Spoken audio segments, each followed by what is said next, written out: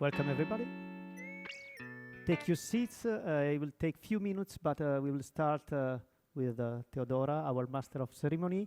So please stay here and don't go back to the coffee.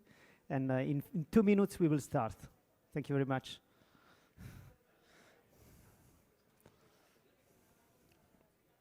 Eccola. Buongiorno. Buongiorno. Solo microfonato.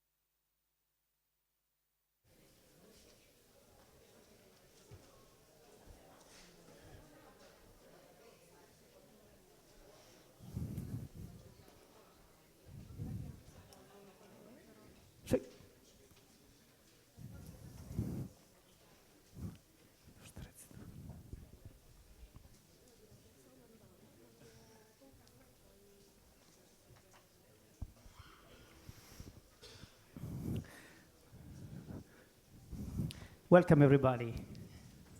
So happy to see you here in Milan.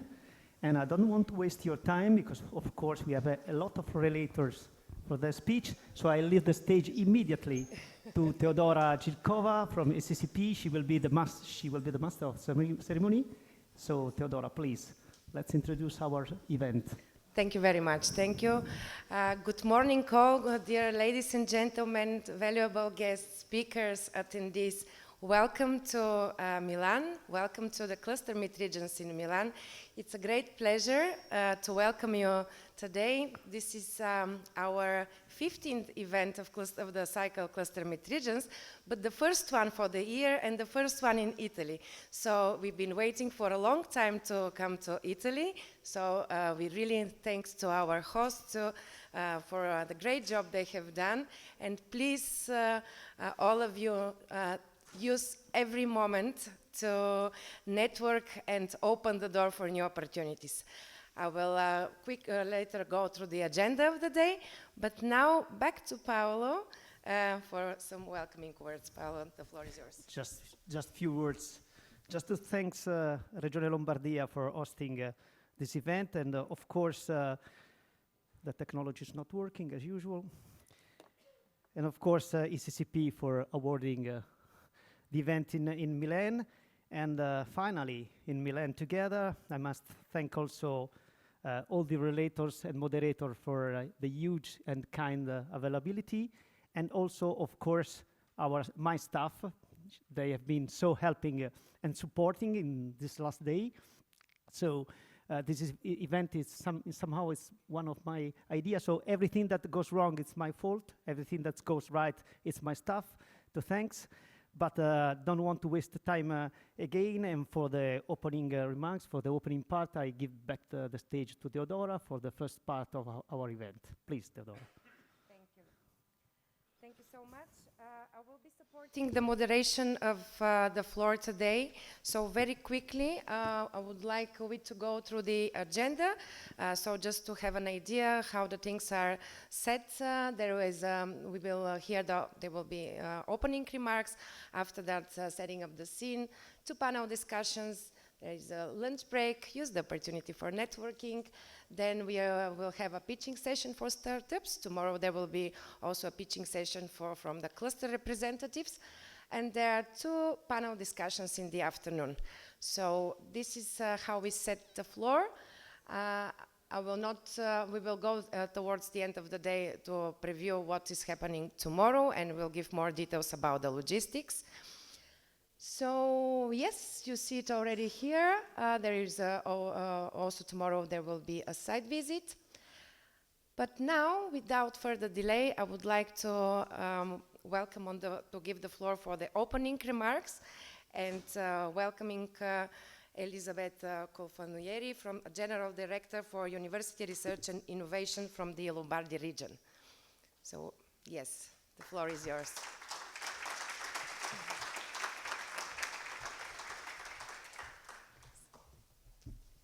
Thank you. Thanks. I'm honored to welcome you here in Milan. We are proud to host the cluster meet Regions 70 here in Milan, Palazzo Lombardia, for the first time in Italy, as you heard. Before we get started, I would like to express my appreciation to European Cluster Collaboration Platform, the Lombardy Technology Cluster, and all the people who helped make this event happen. I'm proud to be here with you to interact and learn and share ideas, reflection, and information on ecosystem model, clusters, startup, interregional collaboration, and network challenges.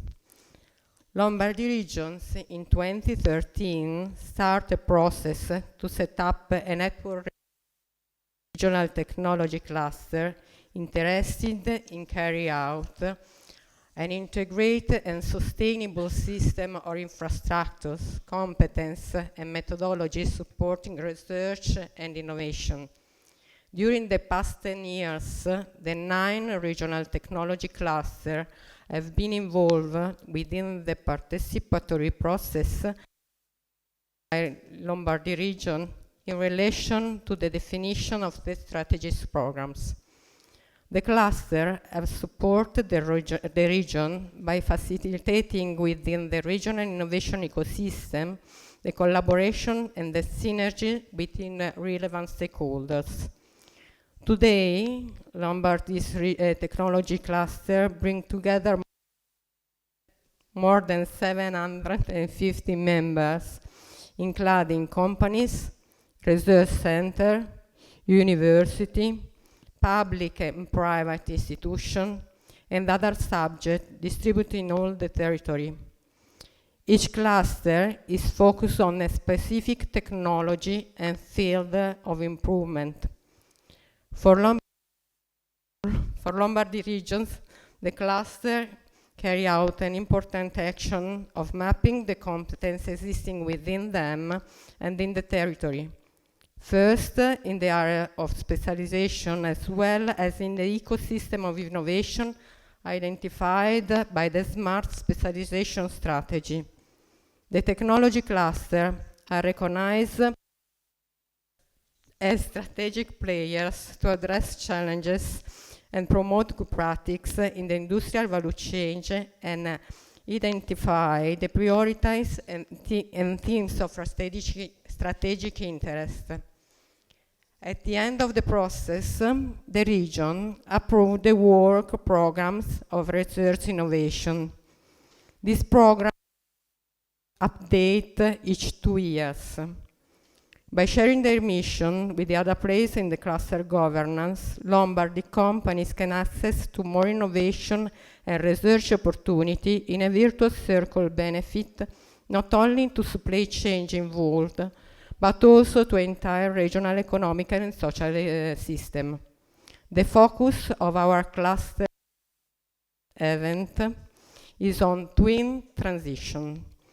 In this today, we will have the opportunity to deepen our knowledge and learn more on ecosystem models and networks by sharing experience from Lombardy, Italy, and the other European regions. I wish you a pleasant stay here in Lombardy, and I wish you a productive meeting.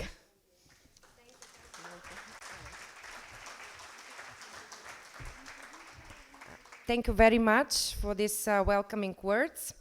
And now I would like to welcome on the floor the president of the Associazione Fabbrica Intelligente Lombardia, Christian Colombo. The floor is yours. I don't close it. I leave it there. I'm not too young, I'm not too old, I'm what they call middle-aged, or at least this is the way I like to think about it. But this is the first time in my life, and I imagine it's the first time for the majority of you in your lives too, that we're living in such a paradoxical moment. We have 2 wars going on our doorsteps in Europe.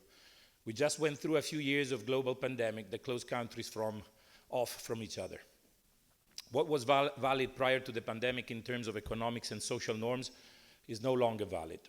New partnerships between macroeconomic conglomerates are being forged.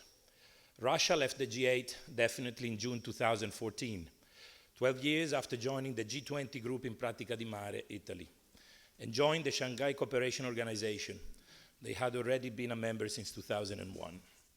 Some powerful macro regions, such as North America, are betting on reshoring, closing their doors to suppliers that were vital to them just a few years ago, in order to reduce the risk of over-concentrated supply chains. Of course, I'm referring to China as the main supplier of materials to the world. Logistic costs are becoming more important than direct costs for businesses. Regional localization economies are becoming more important than sourcing from countries with lower labor costs, or the search for a less risky concentrated supply source is forcing suppliers to relocate. India set up the anti-dumping duty on industrial laser machines imported from China in December 2023, reaching triple digits between 100% and 140% import duties. Europe has a number of countries that are still betting on the massive size of the Chinese economy and are investing there heavily in the hope that one day it will become a profitable venture. It seems like the pillars of globalization are being eroded by trends that are no longer governed by a common theory, with common allies playing the same game.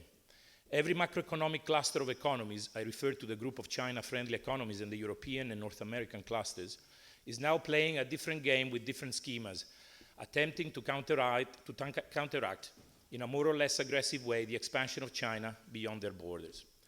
Interest rates have increased in the majority of the hot areas. Maybe only Japan still has interest rates that are really low compared to the other countries, trying to balance a ramping inflation. In the USA, spending $250, $300 a night for a Holiday Inn Express or $150 a head for dinner is now the cost, not only in the big towns like New York or Los Angeles, but across the whole country.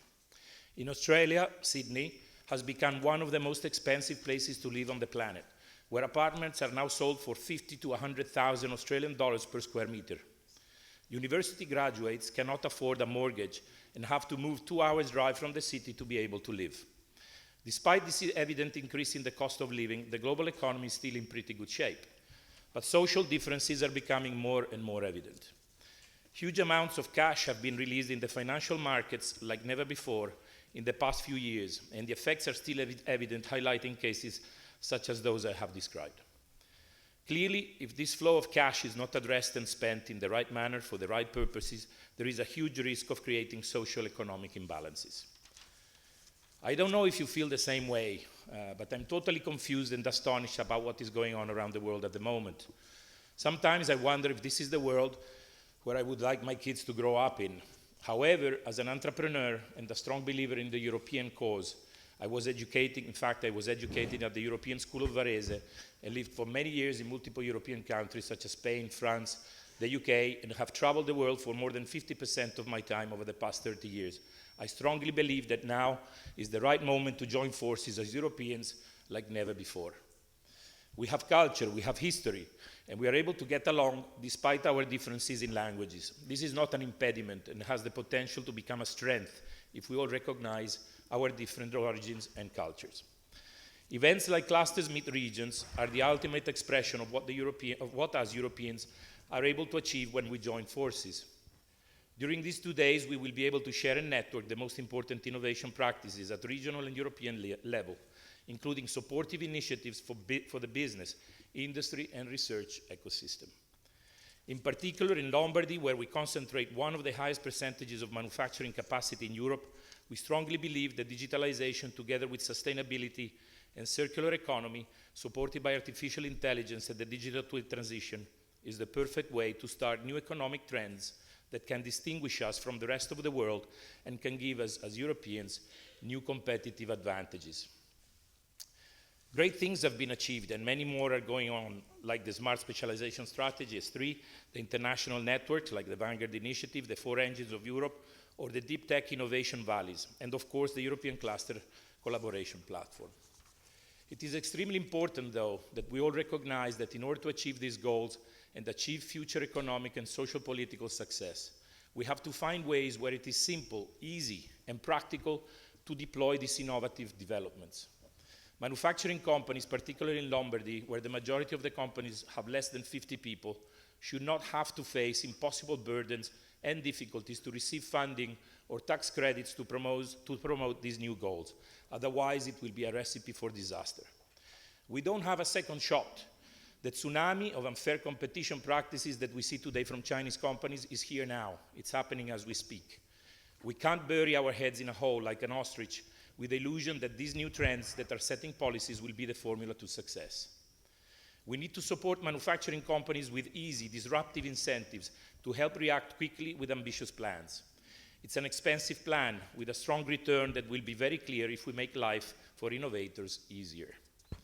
Industry 5.0 policies can help achieve this, but the way incentives can potentially be put into practice needs to be clear, simple, and quickly effective. I'm very honored as president of AFIL-Intelligent Factory Lombardy Association to welcome you all to Lombardy Region headquarters that was gracefully given to us to host this event. Thank you to the president of the region, Attilio Fontana, and to Minister Fermi, to the European Commission, especially DG Grow and Marek Prezor. Thank you to the ECCP, especially to Teodora Gilkova, for all the support, to Professor Tolio for the scientific contribution, and to Dr. Kramer for providing the input paper that you will both hear shortly. Also, a thank you to all the clusters present here today and to the AFIL staff who made it possible for us to be here together.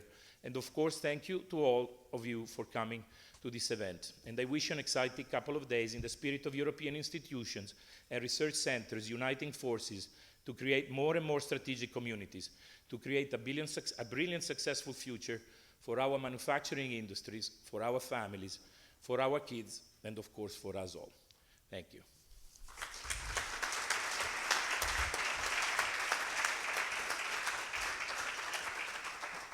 Thank you very much for these inspirational words and for the appreciation of the work, but we also we are really pleased of the support and the joint forces of organizing this event.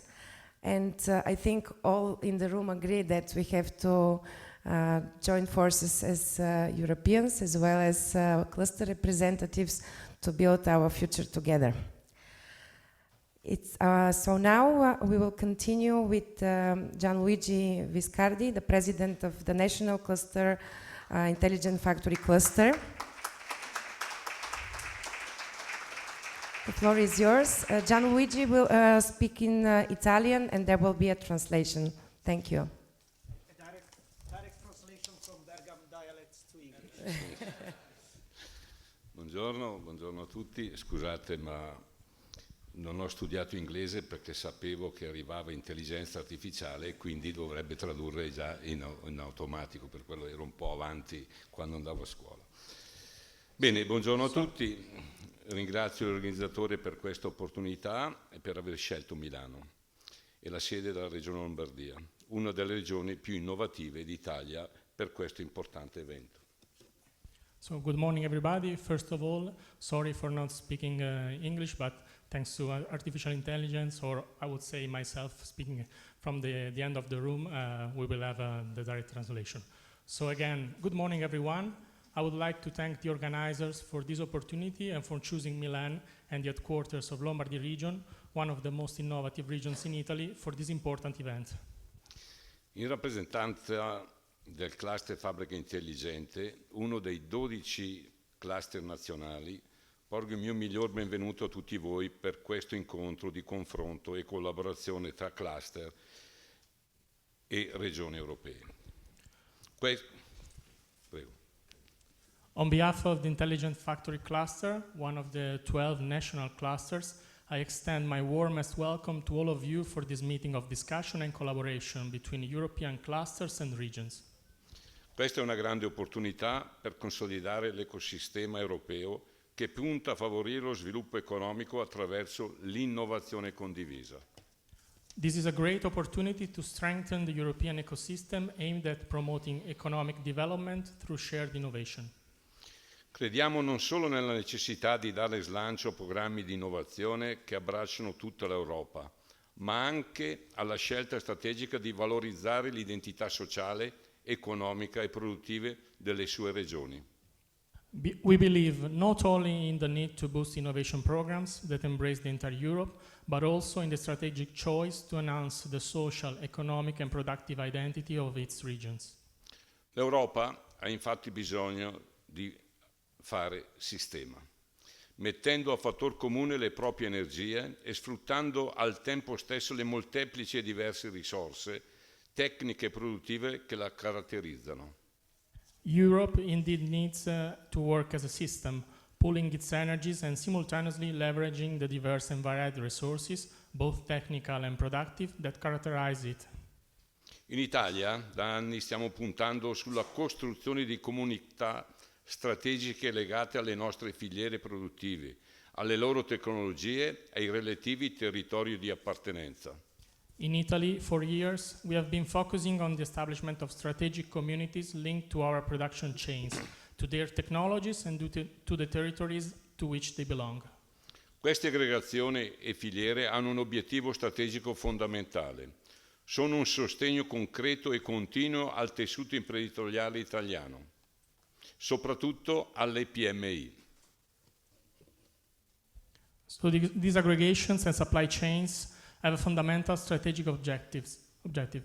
They provide concrete and continuous support to the Italian entrepreneurial ecosystem, especially to SMEs. Ovvero le nostre piccole realtà industriali che si distinguono per idee e dinamismo, rappresenta l'asse portante della nostra economia. SMEs are our small industrial realities, well known for their ideas and dynamism, representing the backbone of our economy. Ed è soprattutto verso queste imprese che abbiamo pensato a dare percorsi di trasferimento tecnologico mettendo intorno allo stesso tavolo istituzioni, università, centri di ricerca, piccole e grandi imprese e regioni. It is especially towards these businesses that we have designed technology transfer paths, bringing together institutions, universities, research centers, small and large enterprises around the same table. Nel tempo queste aggregazioni e comunità strategiche hanno assunto la forma più idonea di cluster, nazionali e regionali, dando vita a iniziative di sistema che hanno favorito lo sviluppo di diversi settori industriali e sociali. Over the time, these aggregations and strategic communities have taken the most suitable form of clusters, both at national and regional level, giving voice to ecosystem initiatives that have fostered the development of various industrial and social sectors. È da questo punto di partenza che appare naturale pensare un allargamento degli orizzonti verso appunto una piattaforma di collaborazione tra cluster europei. From this starting point, it seems natural to think about expanding horizons towards a platform of collaboration among European clusters. Dobbiamo costruire un modello di collaborazione che sfrutti in modo sinergico le risorse, le competenze, le tecnologie di tutte le regioni europee coinvolte. We must build a collaboration model that synergically harnesses the resources, expertise and technologies of all the European regions involved. Pensare a un confronto trasversale che si basi sulla condivisione di idee e progetti, quindi sulla contaminazione. We envision a cross-cutting dialogue based on the sharing of ideas and projects, thus fostering contamination. Crediamo che l'Europa possa davvero diventare un luogo di forte aggregazione che guardi al futuro e lo vogliamo fare partendo proprio dal comune spirito di innovazione che abbraccia tutti i livelli della nostra comunità, della società, dell'industria e dell'ambiente. Grazie. We believe that Europe can truly become a place of strong aggregation that looks towards the future. And we wish to do this, starting from the common spirit of innovation, which embraces all levels of our community, from society to industry and environment. Thank you. Grazie mille, President Viscardi. Thank you. So these were the welcoming remarks and speeches, and now we will continue with a very short presentation of the European Cluster Collaboration Platform. So you know this, we are really thankful for the support of the local hosts, and this together with all the colleagues from the ECCP, we jointly created this event. But also I would like to use a couple of minutes to demonstrate you what we do on behalf of the ECCP. You know, you heard about the cluster mid regions, but you see just what we have done over the past year, about the number of the events, of the different aspects that we have, the cluster talks, the cluster mid regions, the matchmaking events. Also, just if we can go on the next slide. Okay, try to go. If yep, okay. So on the European Cluster Collaboration Platform, here are the clusters that have their profiles and registered. I see there are many people making pictures, just to inform you that all materials that will be shared today, they will be also uploaded on the European Cluster Collaboration Platform website, the event page, as well as they will be shared with you. Also, these are the sectors and industries represented of all those clusters that you can find on the European Cluster Collaboration Platform. This is when you're searching for partners, when you're having an ideas and would like to go in a partnership. So have in mind all the sectors and industries represented. I said earlier that it's we have the C2 Labs, we have the Cluster Mid Regions event, the matchmaking events. Also, you're probably all aware of the forthcoming EU Cluster Conference at the beginning of May. We also do have the Cluster Booster Academy and the EU Cluster Talks every second week. They're in the morning of Wednesday. There are talks, and we would be really glad all of you to join us for those talks. This is what is in the plans for this year. You see I just mentioned the EU Cluster Talks. We just had the Cluster Booster Academy I'm very proud, I come from Bulgaria, so we had the Cluster Booster Academy in Sofia. The Cluster Mid Regions, so we already have 6 plans for this year, and the next one will be in Graz, but I'll tell you more tomorrow at the end of the event. There are matchmaking events coming on board. You see them now listed, as well as we are exploring opportunities for the second half of the year. So I can just mention that we are looking for suitable events and opportunities in Singapore, Canada, and India. And also, but very important, we will have just launched the call for expression of interest for the EU-Taiwan and the EU-South-Med matchmaking event taking place in June. You see the dates. All the information about those activities you can find on the European Cluster Collaboration Platform. So, more about the services, not going through all this, but please make sure that you are staying close to the ECCP, as we do a lot of things on a daily basis. This is the green transition support. I mean, you can scan the QR code to get instant information on it. And the Trend Universe. There are a lot of case studies which you can find about the different ecosystems. And the general discussion groups on LinkedIn. So with that, here is again the ECCP QR code. There is, as I said, a lot of going on a daily basis, so stay with us and follow us. Thank you. And we continue further with the next inspirational speech. And I would like to welcome on the floor Tullio Antonio Maria Tollio for his presentation. Thank you.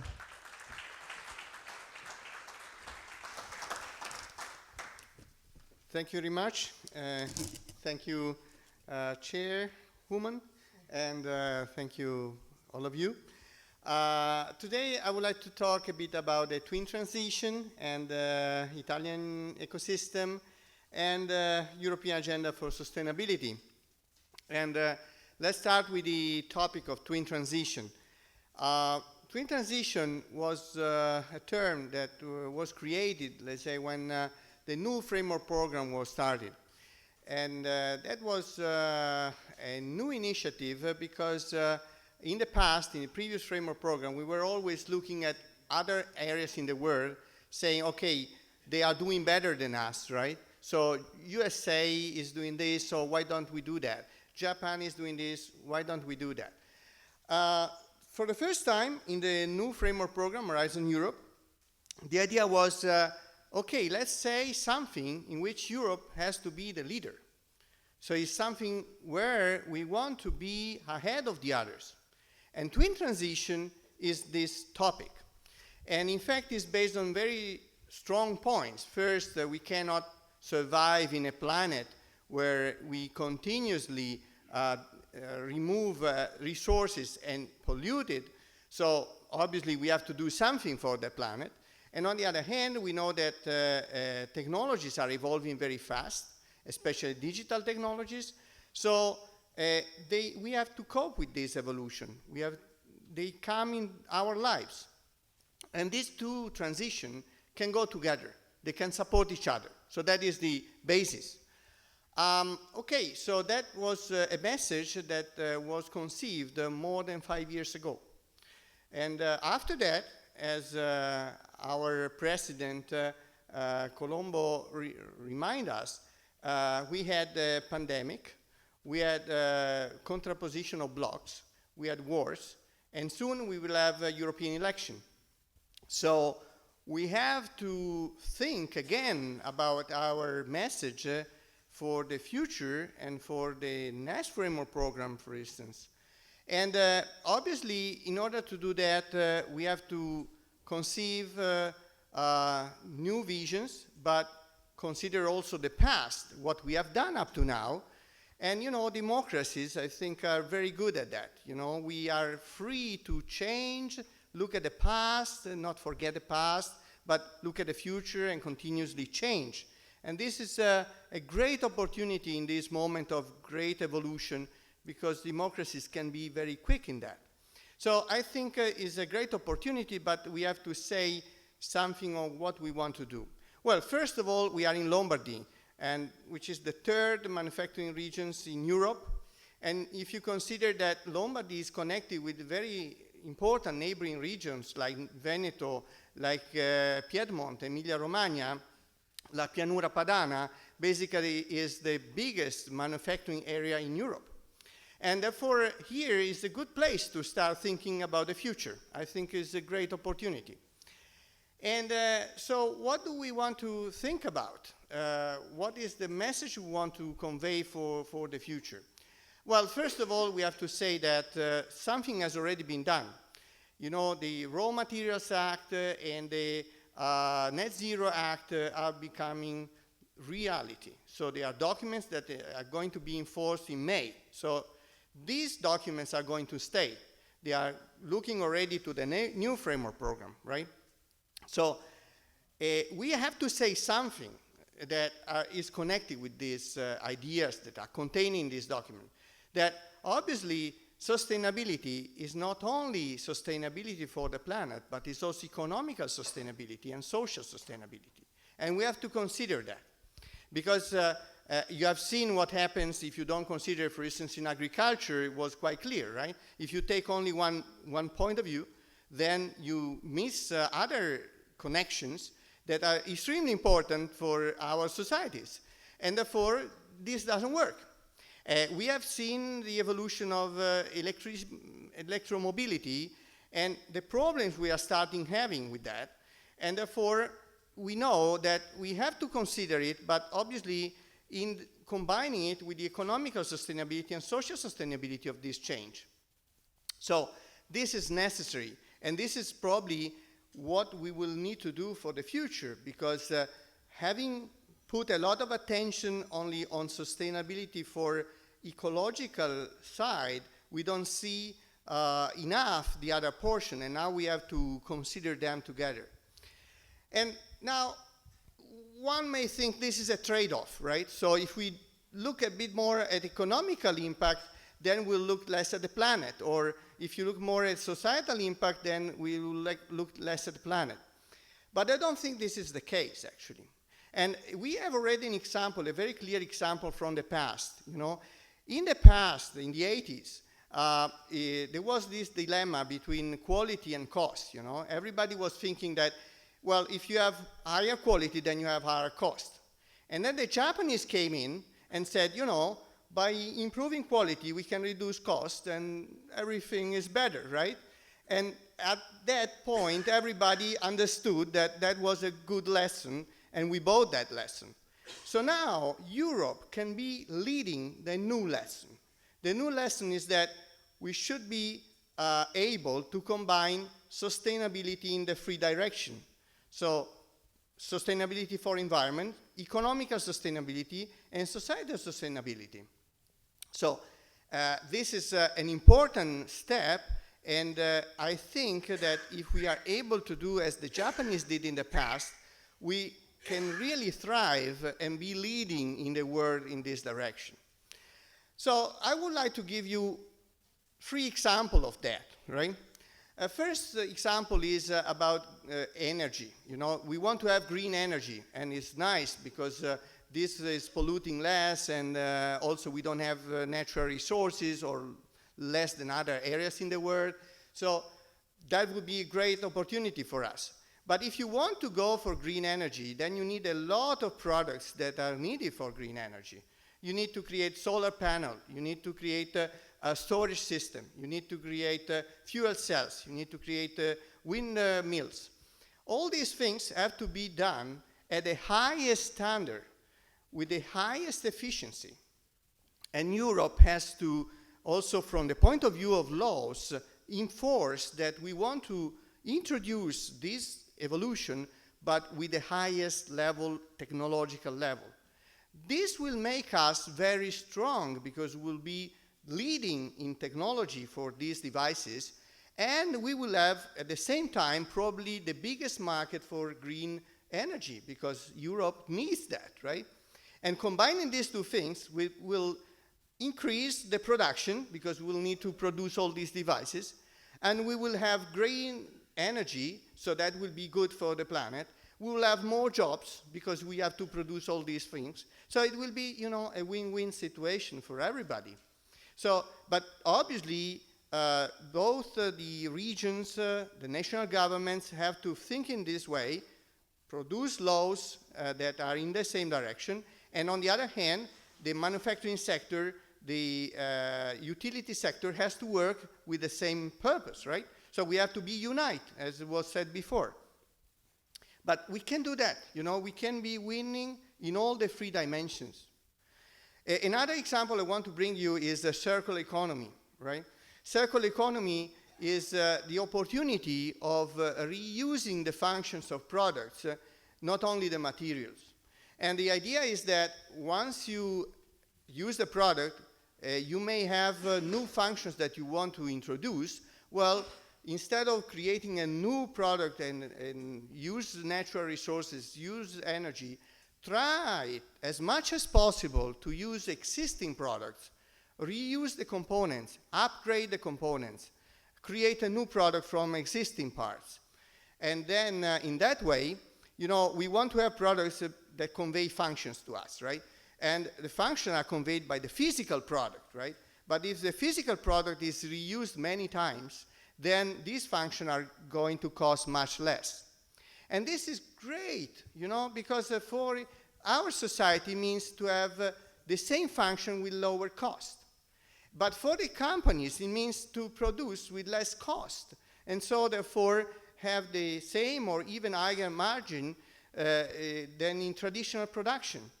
And obviously for the planet is fantastic, right? Because you don't use more resources, you use less energy. So again, we win-win in all the 3 dimensions, right? And Europe can put that in place. But this means to change everything, to change the design of a product, to change our production systems, to change, therefore, our factories and supply chains, to change the logistic. You can imagine that this means that we have to put a lot of effort, a lot of research, a lot of innovation, and a lot of activities in order to make it possible. But again, this is life, right? We have the opportunity of doing more, so that means welfare, occupation, and opportunities for everybody. So again, leading in this area, we can combine the three things together. I need to give another example, right? Because otherwise I forget an important part, that is in artificial intelligence, right? Artificial intelligence is another domain where we can think Europe can do something, right? And we already saw 3 waves of artificial intelligence, right? The first 2 waves were not very successful. I mean, we have seen some results of that, but didn't spread as you may have thought at that time. Because at that time, we were thinking, okay, artificial intelligence is doing everything, and it didn't work, you know, simply. It was in a niche market. But today, the third wave is completely different. I would say it's less technical and more spread. So as soon as the large language model came into place, everybody was talking about that, everybody. And everybody was trying to use them. So it's much, much more spread. So it will have a bigger impact by sure. And yeah, obviously, artificial intelligence has also problems because it was created with a lot of European ideas, but in fact, the companies that did it were USA companies and Chinese companies, right? So now we have these products and we say, okay, we had the idea, but in fact, the product is not ours. So that is a big concern for Europe. And obviously, we have to do some work in the direction of reducing that gap that we have. But I think that at the end, the large language model will be a commodity. There will be something that everybody uses. And the important thing is that regulation don't allow somebody to control this commodity, right? That is very important. But other than that, I think it's not really the large language model the problem. Like, it's not who is producing Word the problem, but is what Word, I mean the typesetting or Excel, you know? Do you are concerned by the fact that there's one company that is doing that for all over the world? Okay, it's a commodity. It's something that we use. The important thing is that it's a reasonable price. It doesn't control our lives, right? But other than that, it's not so important. So what is important is what is the use of artificial intelligence.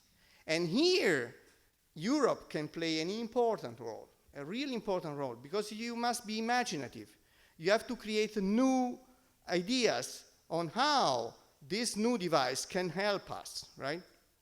And the main basis is that artificial intelligence can do things that are logical automatically. So everything that is logical can be done automatically now, which means that we will be able to do things that we dreamed of and we never did it because it was too heavy to do them, right? Combine different sources of information, different databases, have very extensive searches. I mean, all these things are logical, but very hard to do, not economical. So now these things can be done easily, economically, and that makes us more efficient, and efficiency will give advantage to companies, citizens, and also, obviously, the planet, because suppose you work on LCA. LCA is almost impossible with current technologies, but maybe artificial intelligence can help in that. Now, where are these ideas born? In territories. Ecosystems, do I have 1 minute?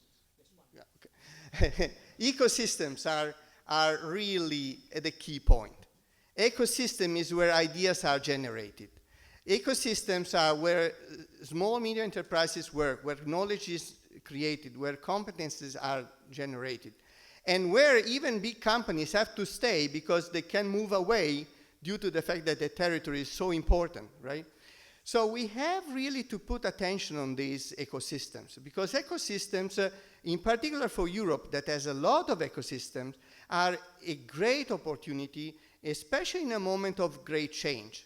We are here to do new things, create new things, and ecosystems, connected ecosystems like Europe has, are extremely important in a moment of change. So we are in a good shape, in my opinion, and clusters are helping in creating the combination of information related to ecosystem and bring them to the decision maker, the regions, in order to have a joint policy in that direction.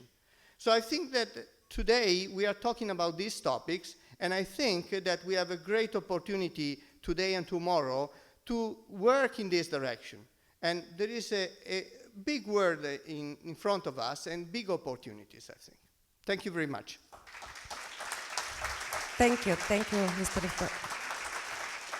Tolio, for this inspiration.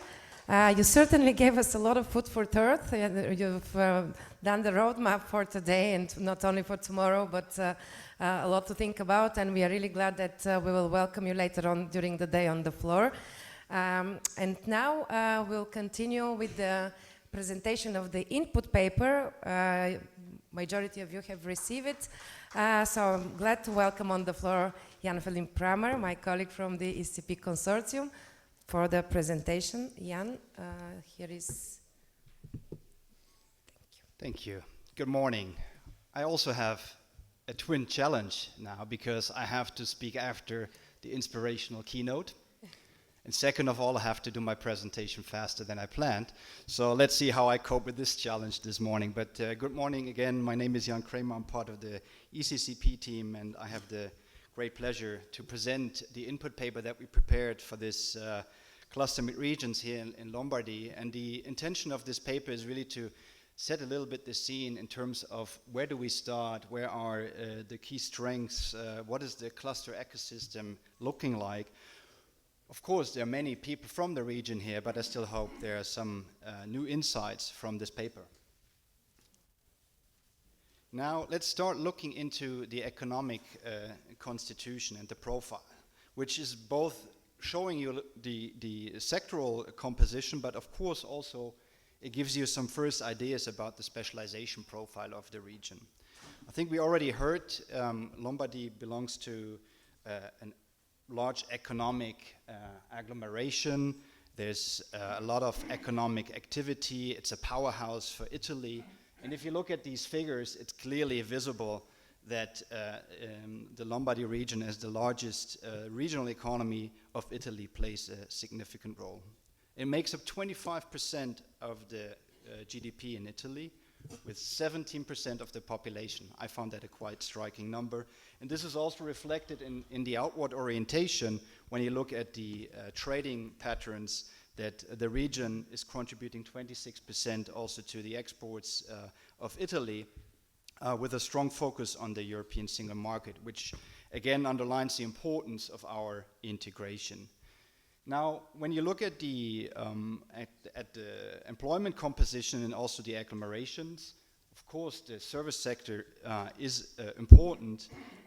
You see that some of the industrial ecosystem that stand out on the right-hand side in this chart include retail, but also proximity and social economy, tourism, digital and creative and cultural industries, which all are important pillars, I think, also in our transformation that we have been talking about, the digital transition. And I find this quite important, in particular, if you look at the specialization pattern here in the region, that Lombardy actually, in terms of the share of employment, is way above the Italian, but also way above the EU average, with almost 200,000 employees in this digital space, right? And this again makes around 26% of the Italian employment. Not to forget, and we already heard some very important remarks on the large industrial presence, the employment share is 26%. That's quite significant when you look at this, and we see a number of key industries also that are relevant here, including automotive, energy intensive, but also aerospace and defense. Not to forget textile. I think we're in Milan, so how could I not mention this? It's a major asset still for the economy, and I think also some, when you look at it from a global picture, where Europe is also leading, right? So we have the biggest brands in the fashion industry coming from Europe. Now, we all know, and this is, I think, clear, that innovation remains the prerequisite. If we want to address all the challenges that were outlined, we need to drive innovation. We need to be innovative, we need to produce research and bring it to the market.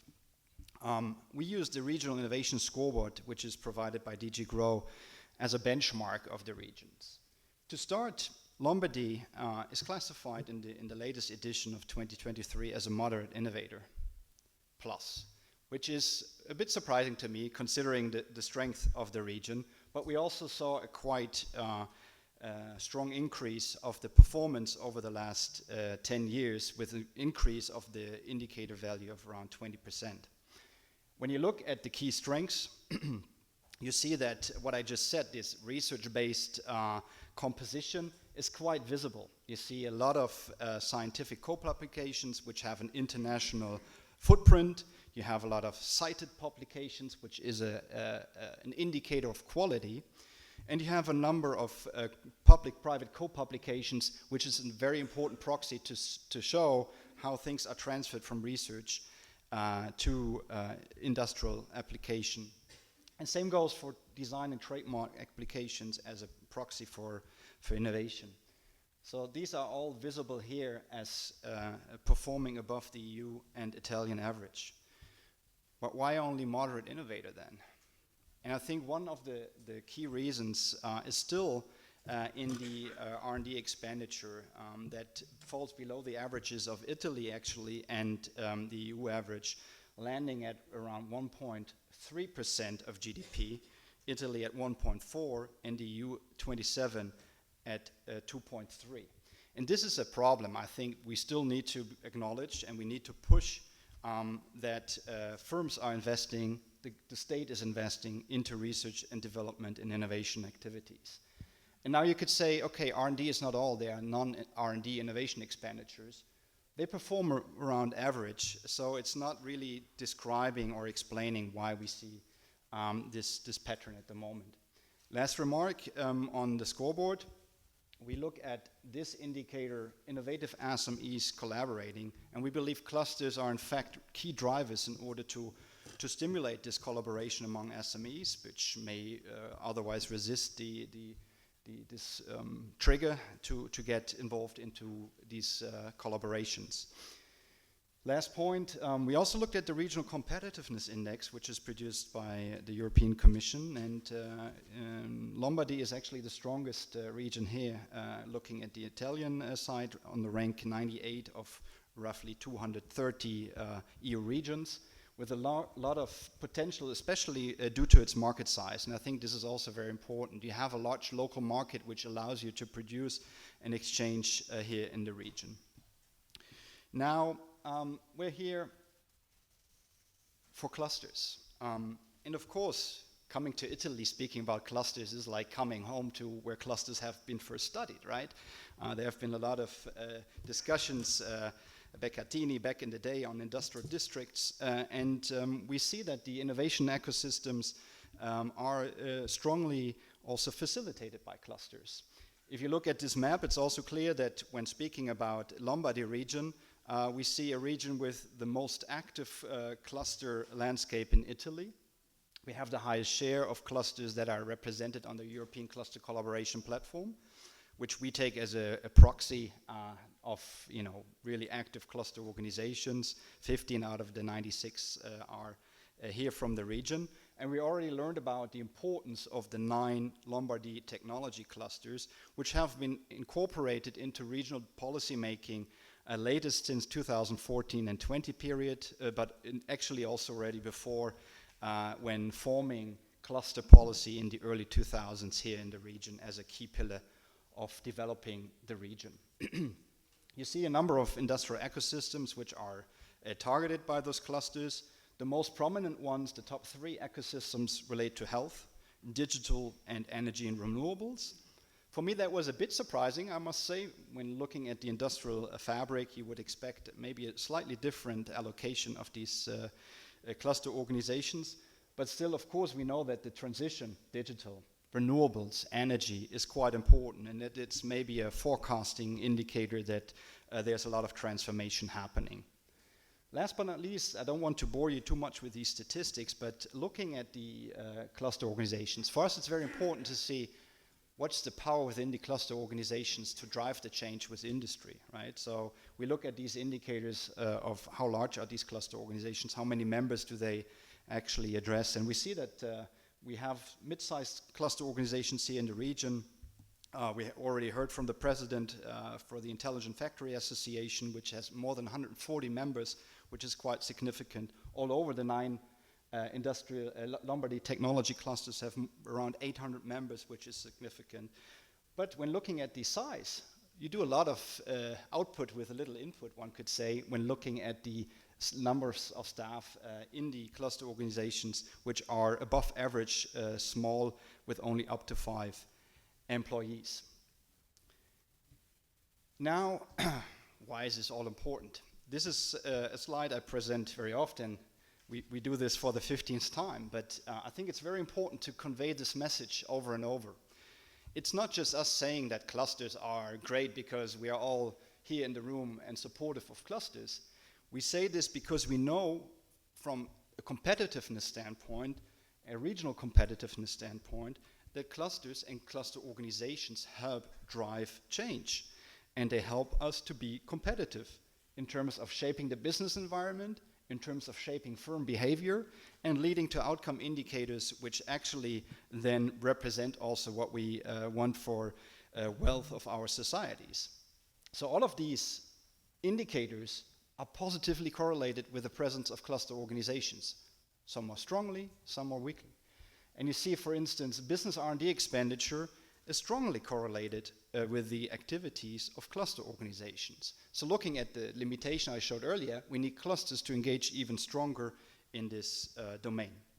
Last figure, Lombardy, according to some work done by Christian Kittels, has a very strong cluster portfolio in terms of their competitiveness. So I think this is a foundation the region can utilize to drive all of these indicators into the future. Now, we also know that the regions do a lot. We have all of these policies that the regions are doing, member states and regions together, but also the European Commission, besides the European Cluster Collaboration Platform, has initiated a number of pan-European initiatives in the past, so talking about the MFF of until 2024, 2020, sorry, and now the new one, which includes a number of programs which are important to help clusters and cluster members interact. There's the ESCP4I, which is driving internationalization, the ESCP4X, which is on excellence, and then the newest constitution here, the Euro clusters, which are part of a single market program, and I think the name is clear, Euro clusters, single market, helping to connect value chains across the EU. We also have the I3, which is an interregional innovation investment initiative by the European Commission. And if you look at this, these are all areas where Lombardy was very active, both in the internationalization domain, but also if you look at the I3 domain. And I walk you through very few examples, but I do that quickly. Looking at internationalization, we know that clusters can move SMEs to global markets, especially SMEs that may face some challenges in addressing new markets in new domains, right? And the ESCP4I projects have been quite successful in helping SMEs and clusters to move into this direction. As I said, the region is quite active in that space, 10 project participations by 7 cluster organizations here from the region, around 45 cluster partners. I do a very simple calculation. If each cluster has 50 members, you have more than 2,200 contacts. Granovetta, the strength of weak ties, right? You connect to many different potential partners. And a term that I learned in one of the CMR events in Germany was windfall profit. You get access to new partners through these interactions, which is quite important. And you see the thematic areas, smart cities being addressed, space technologies where Europe is shifting to a greater impact. Semiconductors already on the list before we discussed all of the disruptions of supply chains. Linked to that, photonics and renewable energy. So it shows you there's a lot of capacity being developed through different mechanisms also involving SMEs. And the same holds true for the Euro clusters and I3 projects. On the Eurocluster side, we have, again, and that linking to what I just showed on the internationalization support, photonics as a key topic, helping resilience building in SMEs through adoption of photonics technology, helping cross-sectoral innovation in photonics, upskilling and reskilling in order to actually absorb the innovation from this domain, and last but not least, also accelerating innovation and internationalization.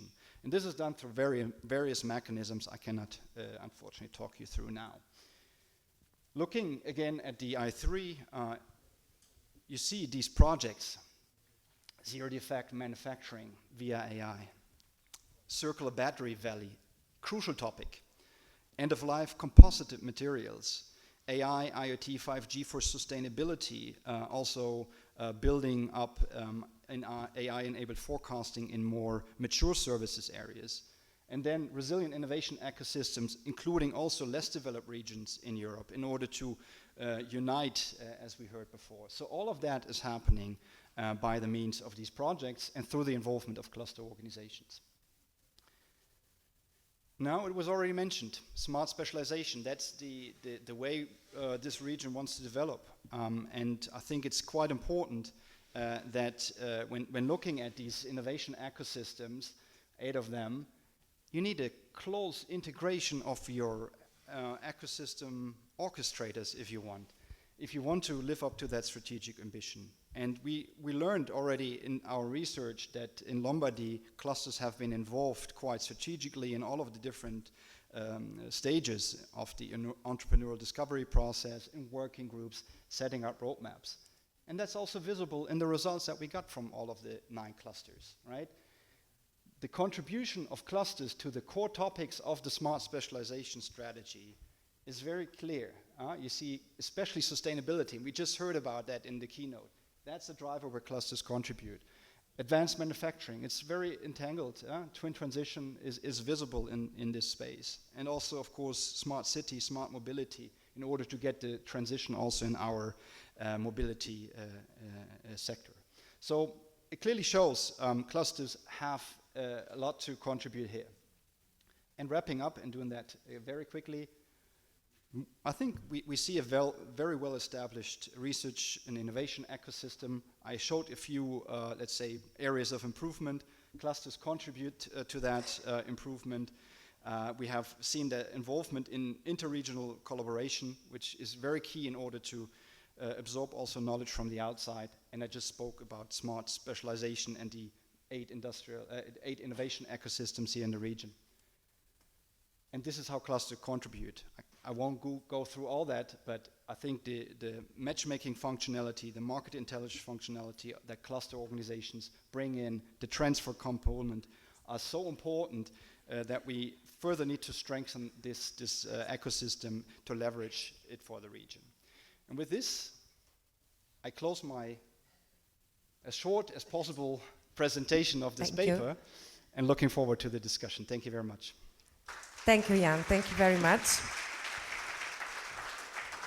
I would like again to remind that the input paper has been already uploaded on the European Cluster Collaboration Platform, as well as shared with you via Bit2Match, the registration tool that we have used for the event. You can scan the QR code, and also this presentation as a summary will be also uploaded on the event page. And now for the discussion, I would like to welcome on the floor the moderator, Emilio Mango, the General Manager of the Innovation Group, to welcome the participants for the discussion. Thank you. Emilio, we just started, you, but we are late already, of course. No problem. I will try to stay in time. So, good morning, everyone. It's an honor, it's a pleasure to be here with you today. I have a simple task, apparently, to start and moderate the first discussion. It's a roundtable in which we will share some facts and figures about the region and some best practices in the policies and in the relations between clusters and regions. So the hard part is to stay in the timing of the agenda. So I will try.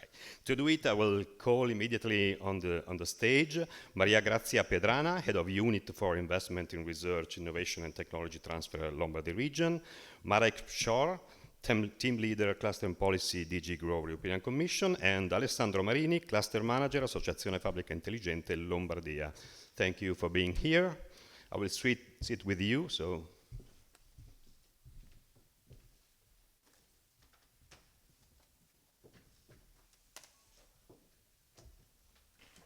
Okay, be clever and help me to maintain the promise. So, women first. Maria Grazia, can you share with us some updated, some scenario of the Lombardy region up after the input paper we just saw? Yes, thank you, Emilio. Dr. Kramer, you have already told a lot about Lombardy region, so thank you very much for your input paper and presentation. I just would like to recall some of the most important data. First of all, Lombardy is a 10 million inhabitant region. It means that it's like a country as a whole in Europe, like Austria, Denmark, Finland. This shows opportunities, but also complexity, as you can imagine. We have also not only enterprises and companies, business, but also a strong research activities and opportunities with 15 universities, 19 research centers, and more than 3,700 innovative startups operating in our territory. So Lombardy is also really a hub for knowledge, innovation, and technology in Europe. As already told before, the Regional Innovation Scoreboard classifies Lombardy as Moderate Innovator Plus, while at the same time, the Competitiveness Index shows that Lombardy is a more developed region in Europe. It means that there's room for improvement, and we probably have something to say and to do to realign these two data. And coming to your question, Emilio, given the picture of what Lombardy is today, what should we envisage for the future?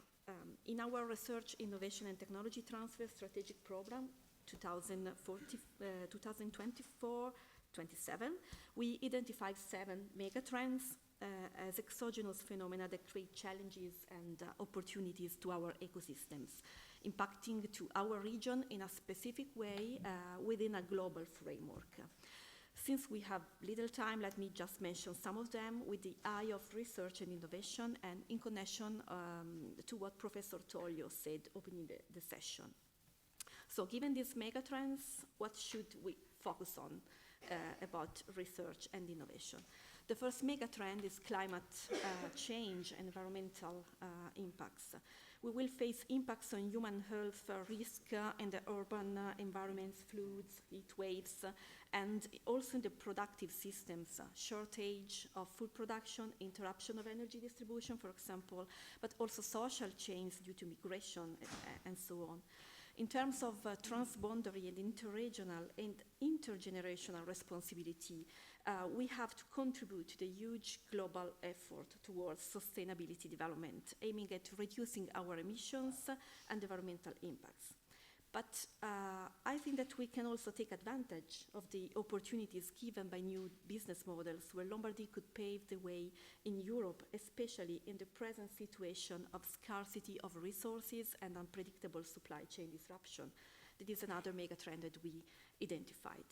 Just 2 weeks ago, we hosted the already mentioned World Marine Manufacturing Summit, being aware of the crucial importance of circular economy in such a framework. So this is one of the pillars of our investments in the coming future. Another core megatrend identified is the acceleration of technological evolution. Artificial intelligence is one of the main issues. We cannot fall behind if we want to maintain our competitiveness. And at the same time, we as ecosystem of enterprises, research centers, and public administrations together must guarantee the reliability of increasing pervasive digital systems in terms of security, privacy, and safety. And a final remark on the demographic change megatrend. People's life expectancy is increasing while fewer children are born. will face an unbalanced population age structure, an unbalanced demand of services, and also an unbalanced workforce. New societies open new needs, but also, let me say, new opportunities. So innovation is crucial, but the question is who will lead innovation in a framework of potential lack of competence and skills. We must invest in competence now to face future trends. Some of the impacts are already concrete. Maybe just ask to the entrepreneurs in the room how it is actually difficult to address the skill mismatch in the labor market. So, needless to say, twin transition accompanied by capacity of adaptation to these rapid changes is our priority for the coming years. And such priorities have been adopted by our clusters, but I think that you will see this during this 2 days event. Thank you so much, Maria Grazia. And Marek, which are the main focus of the industrial policy, and do they match with what you say heard until now today? First of all, good morning, everyone. I'm happy I'm in Milan. I was 20 years ago, before starting working in the European Commission, working with Unicredit Italiano, parlo italiano. Milano è molto importante per me anche, ma 20 anni non ci sono stato qua. No? Allora, thank you very much. 20 years in the European Commission and last 15 years working on regional economic development and innovation policy and industrial policy at this moment. So we have little time, so I will just highlight the elements of industrial policy which actually right now are on the in discussions in Brussels. So first of all, we had this industrial strategy published in 2020. Then COVID came. We needed to renew it. We have renewed industrial policy in 2021. But then came the war in Ukraine. Then we have all geopolitics, which was mentioned. So let me just three elements which are as well in development of the industrial policy in the EU. It is based on this industrial strategies, communication and competitiveness from 2023, and something that I recommend you really reading our latest issue of the Single Market Report 2024, which we just released in February. All of this highlights the 10 elements. First, single market. Yeah.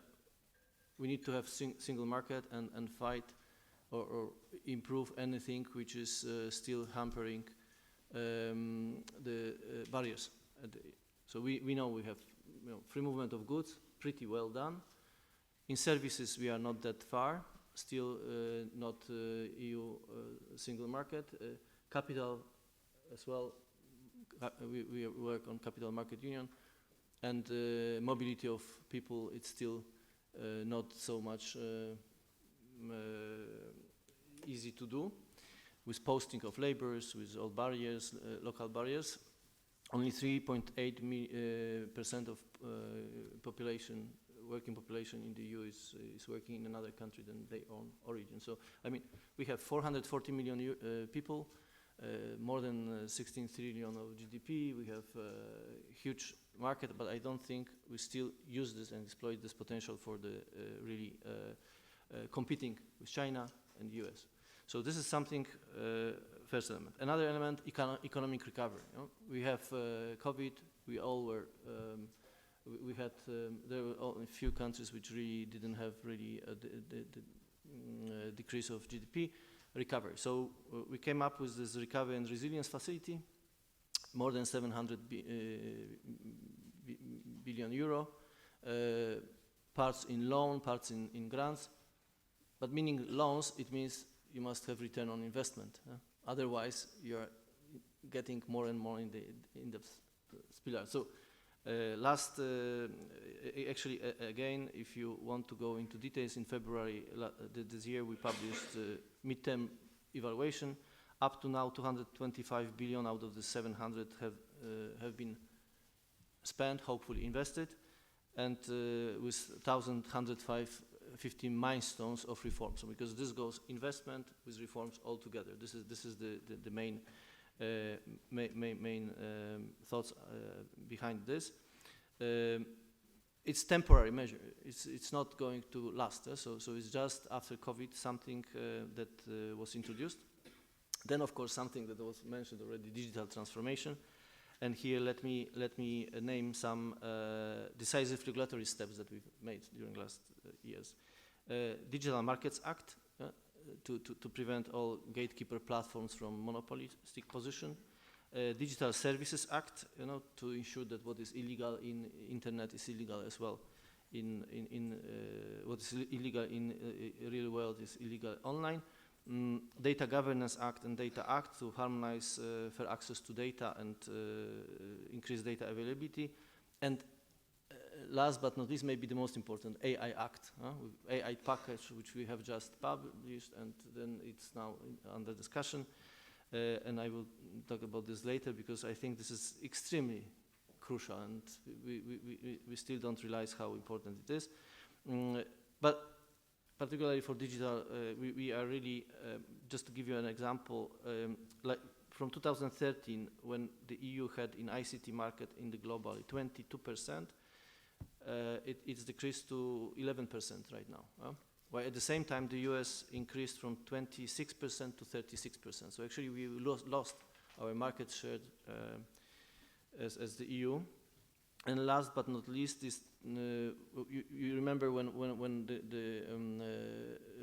what was the issue with chips in the COVID? Suddenly, automotive couldn't produce, more or less 100 billion euro of losses because they couldn't produce. So we had the CHIPS Act to stimulate the investments in the manufacturing, and actually there's a very big hub of investments right now being in Saxony, Wrocław, Czech Republic, hub of microelectronics being created with billions of euro of investments. This is the digital green transition, and here was mentioned we had the Green Industry Plan, and then the main pillars are Net Zero Act. I know we have no time, but just believe me, it's industrial policy in 4 minutes difficult. Net strategic projects and attracting investments, permitting, creating markets, skills support for this, and some technologies which we already mentioned, so solar photovoltaics, electrolyzers, onshore wind and offshore renewables, sustainable biogas, biomethane, batteries and storage, carbon capture and storage, heat pumps and grid technologies. This gives you indications in which directions we are going when we are talking about aligning top-down with bottom-up priority investments. And then the Raw Materials Act, of course. Raw Materials Act, and this is with the ambition to have at least 40% of all critical capacity of critical raw materials inputs to be in the EU. And this is again permitting skills, markets creation, all this is being to be adopted in May, and it will stay with us, as you said. So this is something that will help us, and then the fifth element, resilience and security. And what you mentioned, actually, I just give you some numbers. 63% of the world's cobalt, for example, used in batteries is extracted in Congo. 97% of EU's magnesium supply is sourced from China. 100% of the rare earth used for permanent magnets are refined in China. 100%. I mean, meaning you cannot have wind energy, independence. 98% of EU supply of borat is provided by Turkey. So the idea is that at least 10% we have here for all of this, where we have really we have really the critical. So resilience and security, supporting building value chains, trade and global competitiveness, liaising, writing, preparing agreements, trade agreements with like-minded countries. We have the strategies for raw materials with partnerships with Ukraine, with Canada, with Kazakhstan being developed. Innovation and research, I don't need to talk about this horizon, what was mentioned, but we have, this is We have many measures for this. It's in RRF, in cohesion policy. Then circular economy, something. We have circular economy action plan. And just to give you an example, only 20% of SMEs use recycled materials at this moment, and only 11% adopt circular materials business models. And this is something as well to improve. Social dimension, as mentioned, extremely important. We have by ambition to by 2030 to have target of 78% of employment. We are now at 74.6%, but still 1/3 of companies are still looking for skills, people. And we need 20 million ICT specialists. At this moment, we have 10 million. So it's something still not going out in the future. All the more so demographic challenge. Then we have the need for access to private capital and investments, improving venture capital. The number of EU scale-ups is 38% of that in the US right now. Venture capital is still not developed in the EU.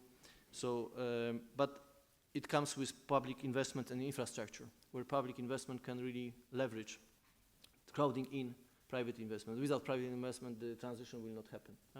And final, but last but not least, energy. The high increases of prices of energy really had impact.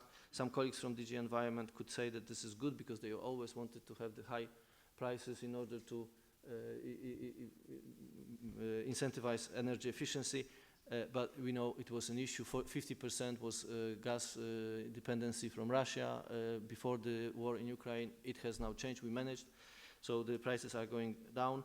But these are the 10 elements. And sorry for being too late, too long. But with all the respect, industrial policy in 4 minutes is difficult. Thank you, Marek. Thank you. Then we will do the second and the third round together so we can stay in the time. Alessandro, let's take a short step in the past. Maybe this is useful for the public to know how the Lombardy ecosystem was born, because it was a model for a lot of Europe. So tell us. Yeah, I will be short, so you don't be scared. Yeah, the Lombardy cluster ecosystem, Lombardy and the cluster ecosystem was born in Italy starting from 2012 because there was some cluster. Also in Lombardy there was one cluster before 2012. I think it was the energy cluster. But the main reason why the cluster was born in Italy in general is because the then Minister of Innovation and Research decided to create a cluster, national cluster ecosystem. And when this was very important in 2012, because this was really the starting of the movement of the cluster. And the Lombardy region clusters system derives from this initial input. And was very important because the question that was behind the creation of the national cluster, you have seen before my friend Pierluigi, that was Gianluigi Viscardi, that was telling us about the national cluster of intelligent factory, but there are 12 clusters in Italy, was that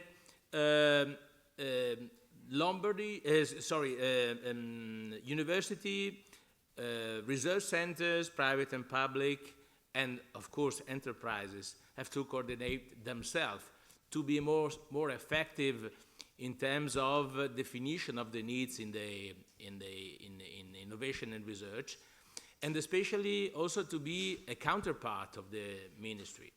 And in the questions, there was also the needs to coordinate with the regions. So regional coordination with the national ministry was one of the questions that was in the creation of the national clusters. And this is the reason why there is a strong linkage between the national system and the clusters and the regional system. The Lombardy region asked us, after the creation of the national clusters, to create similar systems in Lombardy. And this system has to be linked to be able to align policies, industrial policies at the national level and regional level. And so for this reason, the Lombardy technology cluster system was born, and Lombardy region, after the creation of the national system, pushed a lot, starting from 2013, for the creation of the 9 clusters, of the 9 regional clusters, and that was very important because the question was that Lombardy wanted some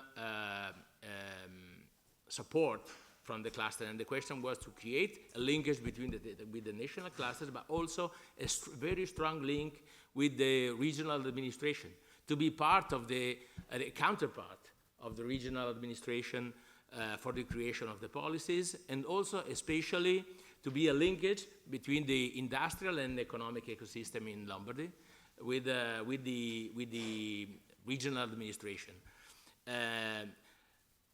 This was something peculiar at the time because normally the clusters at the European level very much the coordination on the access to European funding. And Italian and regional cluster ecosystem was very much focused on the fact also not only to be able to access to the funds, but also to be a counterpart for the regional administration. This was something that in the years after, let's say starting from 2016, 2017, was something that also was a change that at European level. There was also the question to the clusters to be able to create a linkage with the regional policymakers, and this is very important because the ability of the cluster to influence the policies is because they are able to gather and to organize the needs of the enterprise and the economic system towards the policymakers. This is one of the most important things. I think that it was the Italian movement that was there was a cluster movement that was creating this kind of need and this kind of process. Thank you, Alessandro. Maria Grazia, in a very short answer, what are the regional advantages in dialogue with the clusters? You know, you have a feedback from them. So, which is your turn back? Yes, we talked at the beginning of the day about investments, but also dialogue and cooperation is important at the same level. It is in the nature of cluster to be open to dialogue, and the formula is quite simple. Key actors are at the same working table as peers to deal with issues of transition with a common reference framework.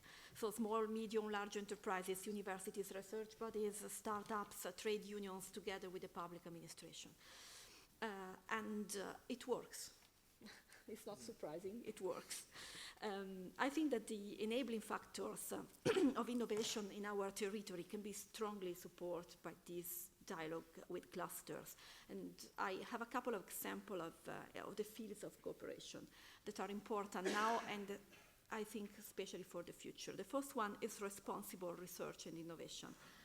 Being close to the territory and the regional ecosystems, cluster together with their members can better reach the citizens and understand their needs, involving them to create innovation roadmaps. So this is a challenge for the cluster to be our actors in the territory, coming very close to the citizens. And another field of cooperation that I see for the future is about human capital. It is through the collaboration among research centers and enterprises that we can empower young researchers, startuppers, young entrepreneurs. Cluster provide a dynamic environment which fosters exchange and can attract talents. And so you mentioned before about the mobility of people in Europe. I think that cluster could be really a pushing actors to make this mobility concrete and a real competitiveness factor of Europe. Thank you, Maria Grazia. And Marek, which are the tools that the EU level you offer to implement the policies you said before? As you saw, at the EU level, we have European Cluster Collaboration Platform to animate the group, and then we've launched as well Euroclusters. It's going in the direction of creating value chains at the EU, connecting nodes, building meta clusters, so using exploiting the single market potential. We have something which is not related to, not directly related to clusters, but in industrial policy we launched the transition pathways, which are the co-creation with partners. It could be clusters as well, or industry. In different industrial ecosystems, we have right now published the retail transition pathway, but we had on tourism, we had on construction. This is something which people are pledging what they could do in order to have net zero emissions, for example. So this is something, and then we have industrial alliances, which is right now like bringing together different actors at the EU level for common investments. And this is very much top-down, bottom-up building. We launched lately the alliance on personal medicine, and it will be on the nuclear small facilities as well to be launched soon. So these are the where clusters can play a role. But let me just four things for clusters I would like to pass the message. When we are talking about green transition, we are talking about the clusters which could be active and both in production and dissemination of renewable energy and clean technology. That's why we have green transition support. So all these technologies for solar, wind, hydroelectric power. Then another one, circular economy, something that particularly clusters can play a role. Cluster circular business models.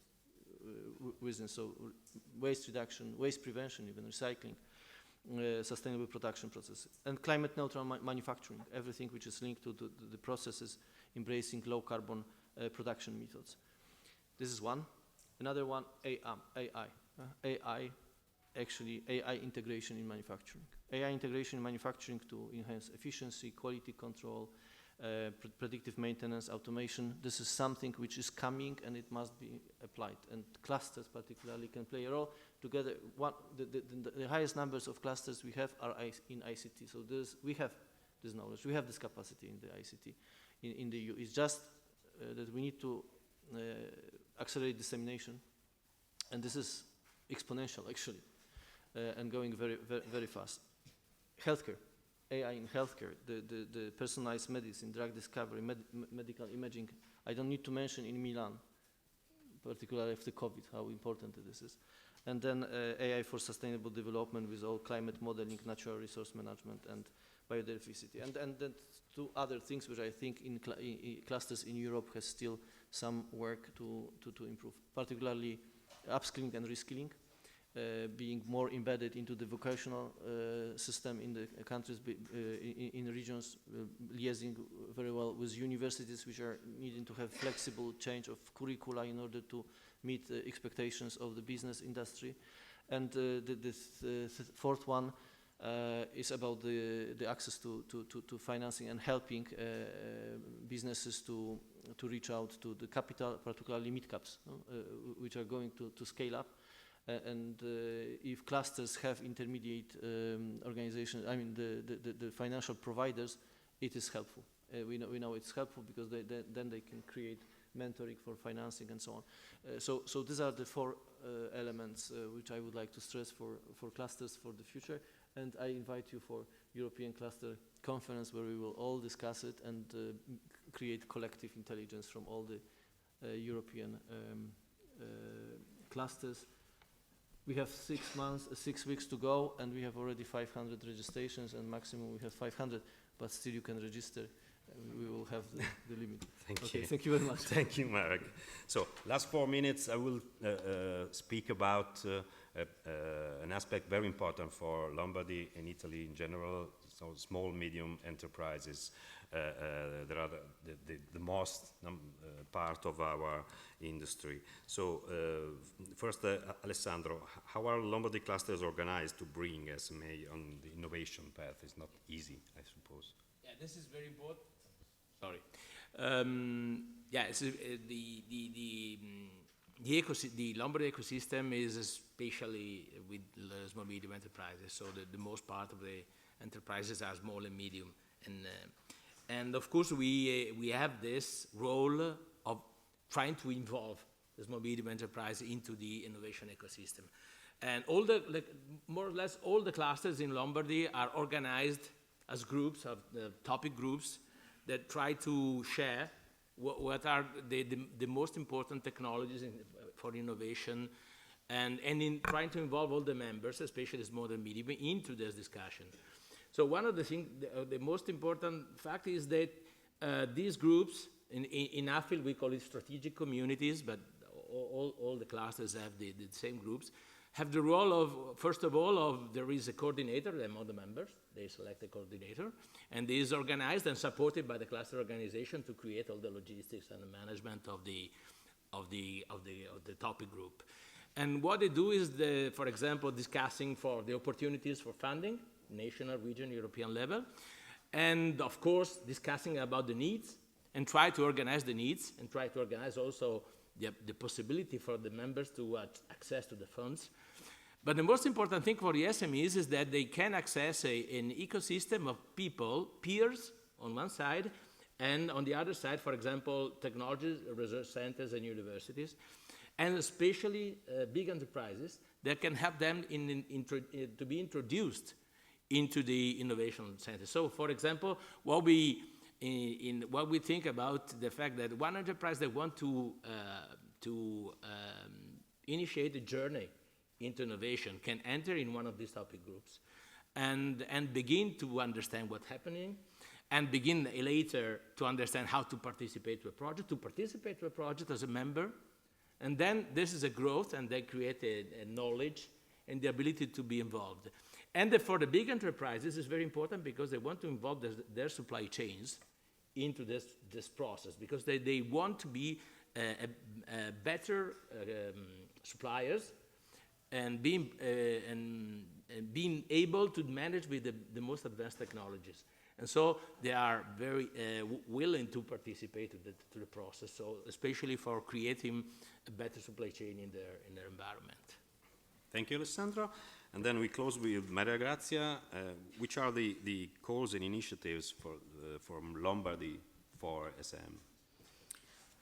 Yes, beyond the support activities to SMEs already mentioned by Alessandro, let's talk a little bit about money. So we have different kind of measures. Many of them are funded by ERDF funds, so European funds, together with regional funds.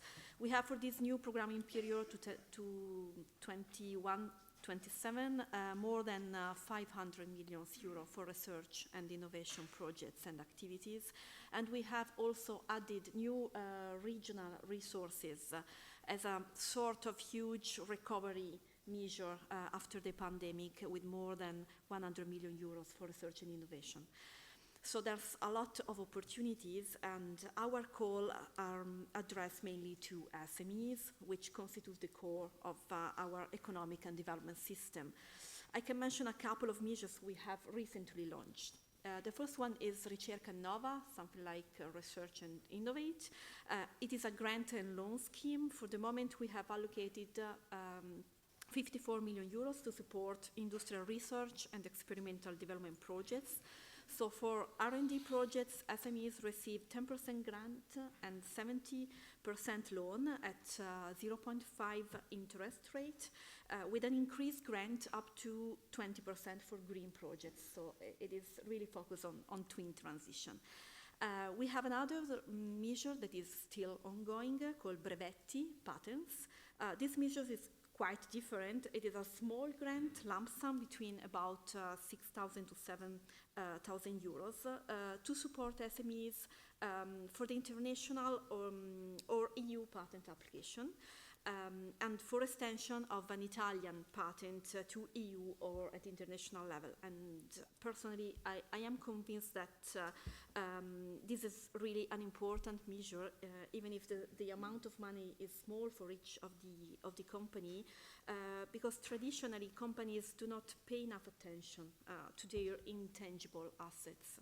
And according to the capacity to have patents and improve the quality of this kind of asset, they can also attract forms of financing as venture capital, as Marek mentioned before. This is a lack of this kind of investment in Europe and in Italy especially. Just a news for in the following months, we are going to open a new call that is very much expected by our stakeholders. It is a grant scheme for large projects. Let's say the range will be among 4 to 10 million euros each project, to be developed by partnership between companies and research institutions. The first call will have 100 million euro available in 2024, and the second call will be in 2025 with other 100 million euros. Thank you, Mario Gazza, for this concrete information. Only 1 minute. we, as person responsible for cluster policy in the EU, we have our main counterpart is the European Cluster Alliance, and in this European Cluster Alliance, we don't have Italian Cluster Alliance, meaning I would like to encourage you to build the potential of Italian clusters to have really the say at the European level, because at this moment we don't have. And this is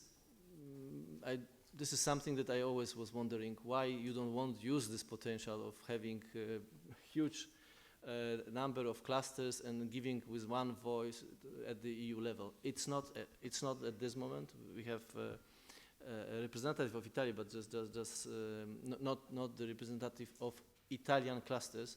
So I would like to encourage you really to create the Italian Cluster Alliance, Italian Cluster Associations. You can imagine the power which you would have, like we have, and here we have Pôle in France clusters and Pôle de Competitivité, the Spanish Cluster Alliance, the Polish Cluster Alliance. You talk definitely because they represent a group. So I would like to, as a European Commission perspective, to encourage you to create such a association, alliance, some way of representation at the EU level, which could be part of the European Cluster Alliance. It will be as well easier for us as a European Commission to reach out to Italian clusters. Thank you very much. Thank you, thank you. So I will thank you, Maria Grazia Pedrana, Marek Czor, and Alessandro Marini. Thank you so much for being here, and I will leave the stage to Paolo. I thought Teodora, but... Of course, we are late, as usual, but we have to go deep in how the ecosystem works. And so we have 6 panel and 2 pitch in this event. And we will see from Milan in a 3-dimensional way the governance, research, and industry. And we try to make you a present that you will find inside your bag, and you can, not now maybe, but it works. I can assure you it works. It's 3-dimensional, so you have the present inside your bag. And for the first panel, I will call Stefano Iarace, who will be our moderators, and this will be on the ecosystem models. We will have the point from regional point of view, central point of view, and European point of view. So please, Stefano, I'll let you the stage, call your relators, and please try to be synthetic, if you can. Thank you. Of course. Thank you, Paolo, and good morning, everybody. Also for me, it's a pleasure to be here. I think that in the previous presentation, the key word is ecosystem. So now we are trying to pragmatically try to understand what is an ecosystem and make a comparison between different ecosystems. So I invite Silvana Sanfeliu-Jaimov, Head of Internationalization and the EU project Smart Communities Tech. Hello, Silvana, thank you. That is an Italian technology cluster for smart manufacturing. José Vilar. Hello, José. Who is a Head of European Service Unit, Istituto Valenciano de Competitividad Empresarial, and also you represent also the Enterprise Europe Network, so you have both hats. Michele Michelini. Hello, Michele. Ciao. Which is a director, who is the Directorate for Economic Development, Agriculture, Employment, Education, and Digital Agenda from Umbria region. And the last but not least, Guido Dominoni, project manager of AFIL-Lombarda and also coordinator of Simpler Enterprise Europe Network, Consortium for Lombardy and also Emilia-Romagna. And also I change my...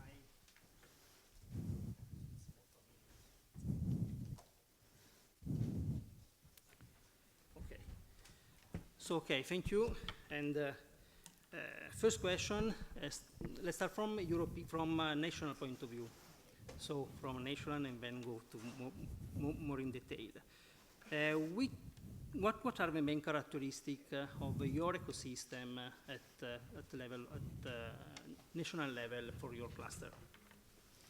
Okay, thank you very much. In fact, I'm representing, as were mentioned before, Italy has 12 Italian clusters that work at national level. So we work together with different, let's say, representative of some of the regions to have a broader, let's say, impact within the Italian country itself. So the ways that we are working, I'm here representing specifically the Italian technology cluster for smart communities.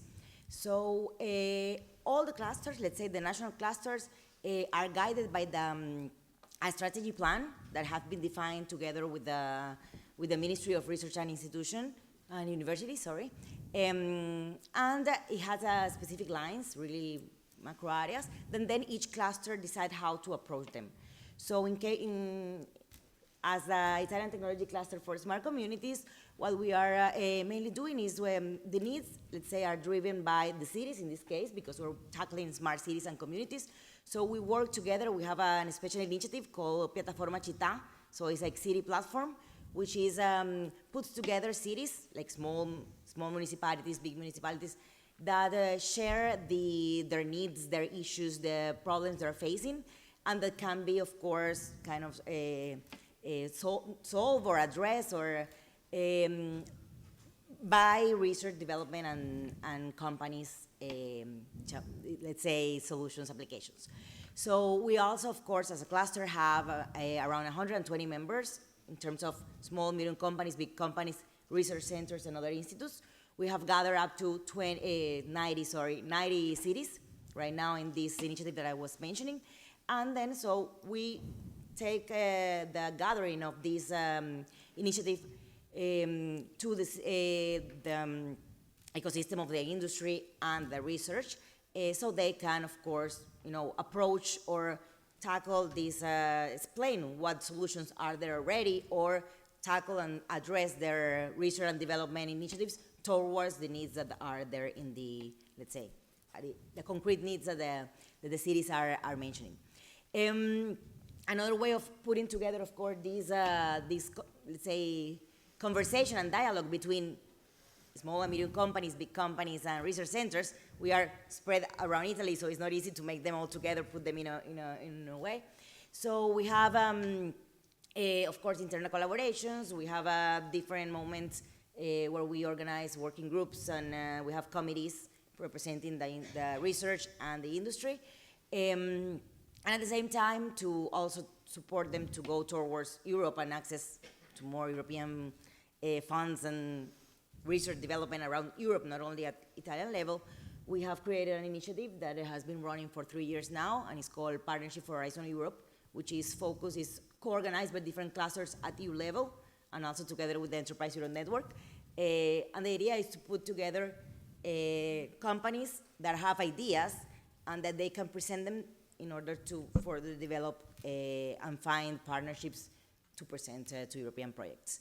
These are also linked, of course, to the needs of the cities, so the cities are also always involved there. Thank you, Silvana, for your point of view and also your experience. Same question also for Michele, considering that you represent a region, and also a region with different elements. You are in charge of economic development, agriculture, employment, education, digital agenda, so a lot of the region is in your hand. So. Yes, thank you so much for the opportunity to share this moment. Yes, you're right, but the point is that I come from a gray region. On the map you showed before, my region is gray, so no clusters in it. And the goal is to have a different color next time we meet. And I mean, in Umbria is a land of saints, no? San Francisco, ad Assisi, Sant'Ubaldo, Gubbio. It's a land where we thought that talking about technology and talking about research and development is a good way to have good thoughts and good ideas for the future. So we are trying to improve new ecosystem, innovation ecosystems in Umbria, based on the initiative that you can find in the National Recovery Plan. In particular, the National Recovery Plan finance the innovation ecosystems, and there is a central Italy innovation ecosystem promoted by 3 regions: Umbria, Abruzzo, and Marche. And the leader is the University of L'Aquila, and the University of Perugia is doing a great job to promote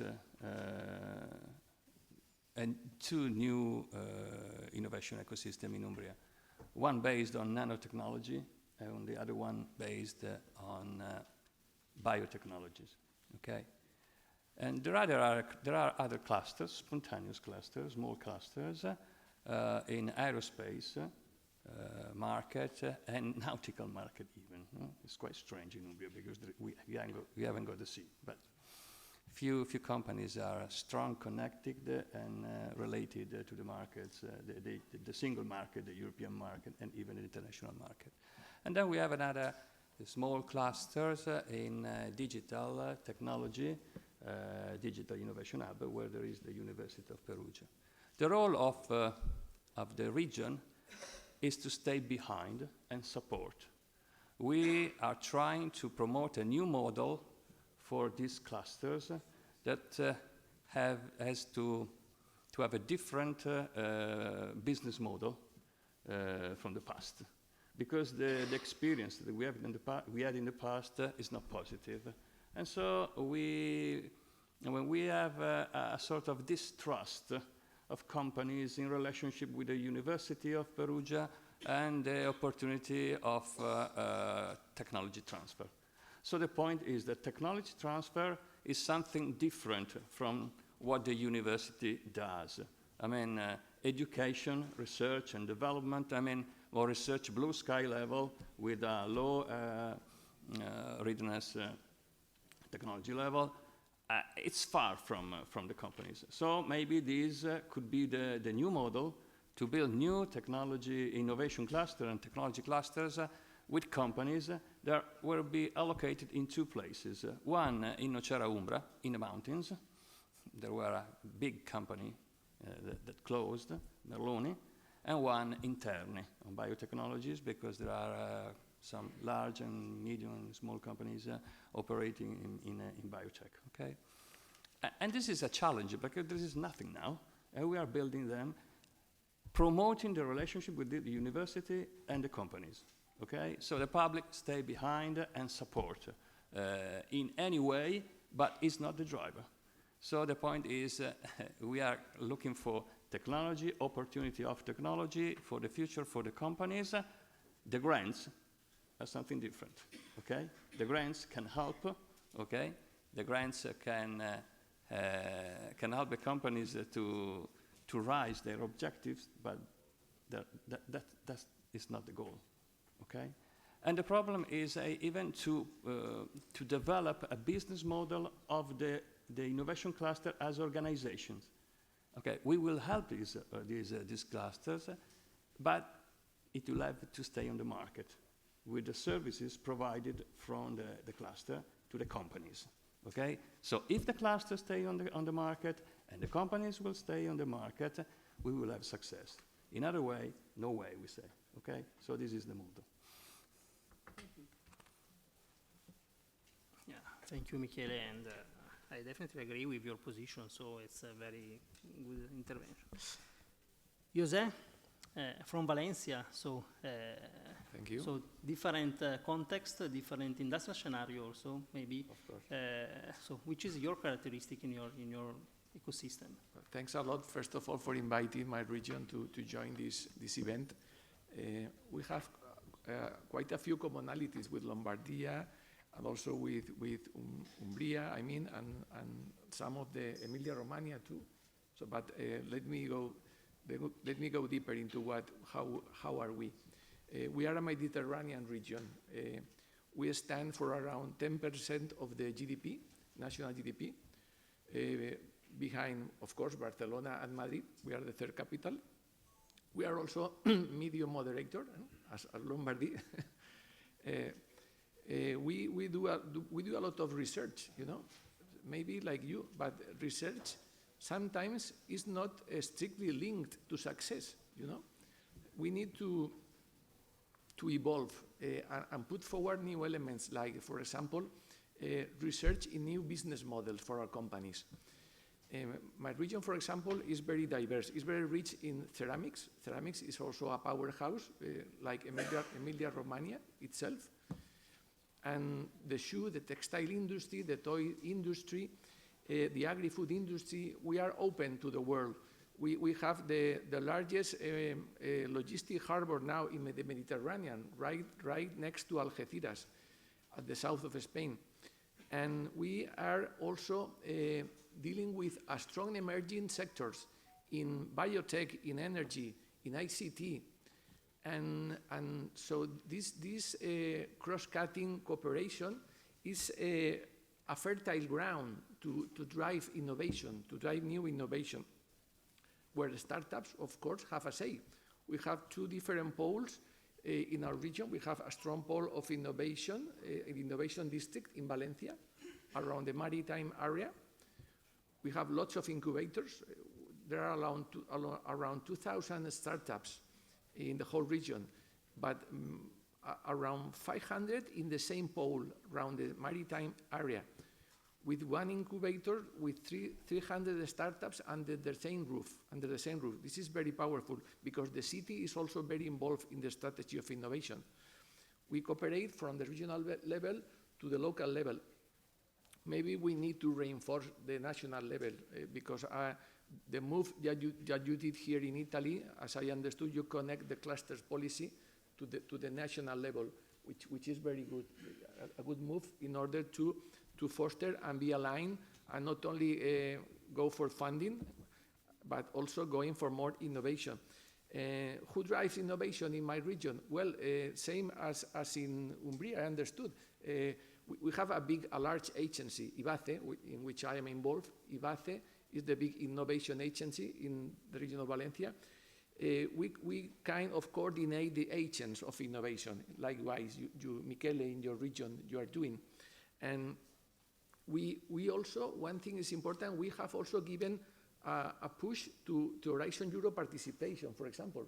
My region is one of the most successful in Europe in terms of growth. From the 7th framework program up to Horizon Europe now, we have tripled the number of returns. We have tripled the contribution with more than 200 different SMEs applying and getting funding. So this is the big thing happening in my region. And we understand innovation not only to stay competitive, which is good, but also to stay ahead of the curve. I mean, to be in a foresight position to see what's going on. And I insist, not only research and development in technology terms is the key thing, but also research and development in new business models. And that's the thing that the USA goes way beyond our region, because they help their SMEs to rethink their business models. We need to help our clusters, our traditional SMEs, to rethink their business models for newer application and extend to those meta clusters that the representative of the European Commission, Marek, mentioned before. Meta cluster, meta collaboration. With the same technology, we have this experience with the automotive clusters. Our automotive companies are very much worried because they want to diversify, because they are not clear if the electric vehicle is the next big thing. So they want to move to other sectors apart from automotive. So we're trying to help them from my agency, also with the Enterprise Europe Network, and my colleague here will have a say after me. We try to connect clusters with the Enterprise Europe Network in my territory to help our companies to diversify to other sectors. This is not a problem for the cluster, because clusters themselves need to attract other entrants from other sectors. So this is a win-win cooperation. And well, that's all for now. I don't want to make this very, very long. And thank you for inviting me. And let's discuss during the rest of the day. Thank you.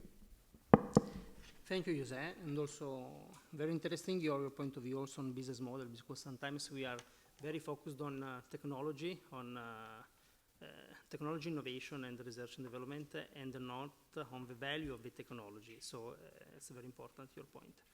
Guido, Jose already invite you to explain also the role and the characteristic of Enterprise Europe Network as a create this relation between within an ecosystem. So could you explain us how work the Enterprise Europe Network, and how do you support companies also and the ecosystem in general? Yes, thank you, Stefano. Yes, the role of the Enterprise Europe Network is very important, because the Enterprise Europe Network is the largest network created by the Commission, European Commission, to support small and medium enterprises to innovate and grow at international level. And this is a network is made up of organizations that are embedded in the local ecosystems and the local ecosystems. This partner organization support their local ecosystems with services that are aimed to foster innovation in SMEs, to foster internationalization, and to foster sustainability also. The network is one of the network of the European Commission, and we have a lot of synergies with the other European networks, and in particular the cluster network, and the new network of the European Digital Innovation Hub that has been created recently by the European Commission, and that is focused particularly on digital innovation. Our network, the Enterprise Europe Network, has so the role, one of the role of this network is to favor the synergy and collaboration with other stakeholders at local level, with the main stakeholders of the ecosystems at local level. First of all, SMEs, companies, but cluster, not only SMEs, also clusters, research centers, universities, regional governments. Of course, in our region, the regional government is support our project, Enterprise Europe Network project, that is coordinated by Lombardy, the financial company of the regional government.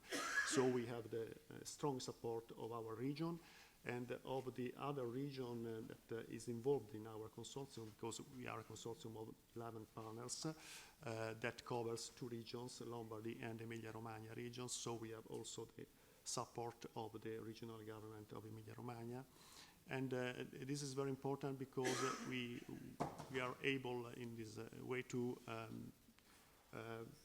make synergies between the regional government level, and with the European level, with the support of the Commission, and also with the other stakeholders at local level that are very important for our activity.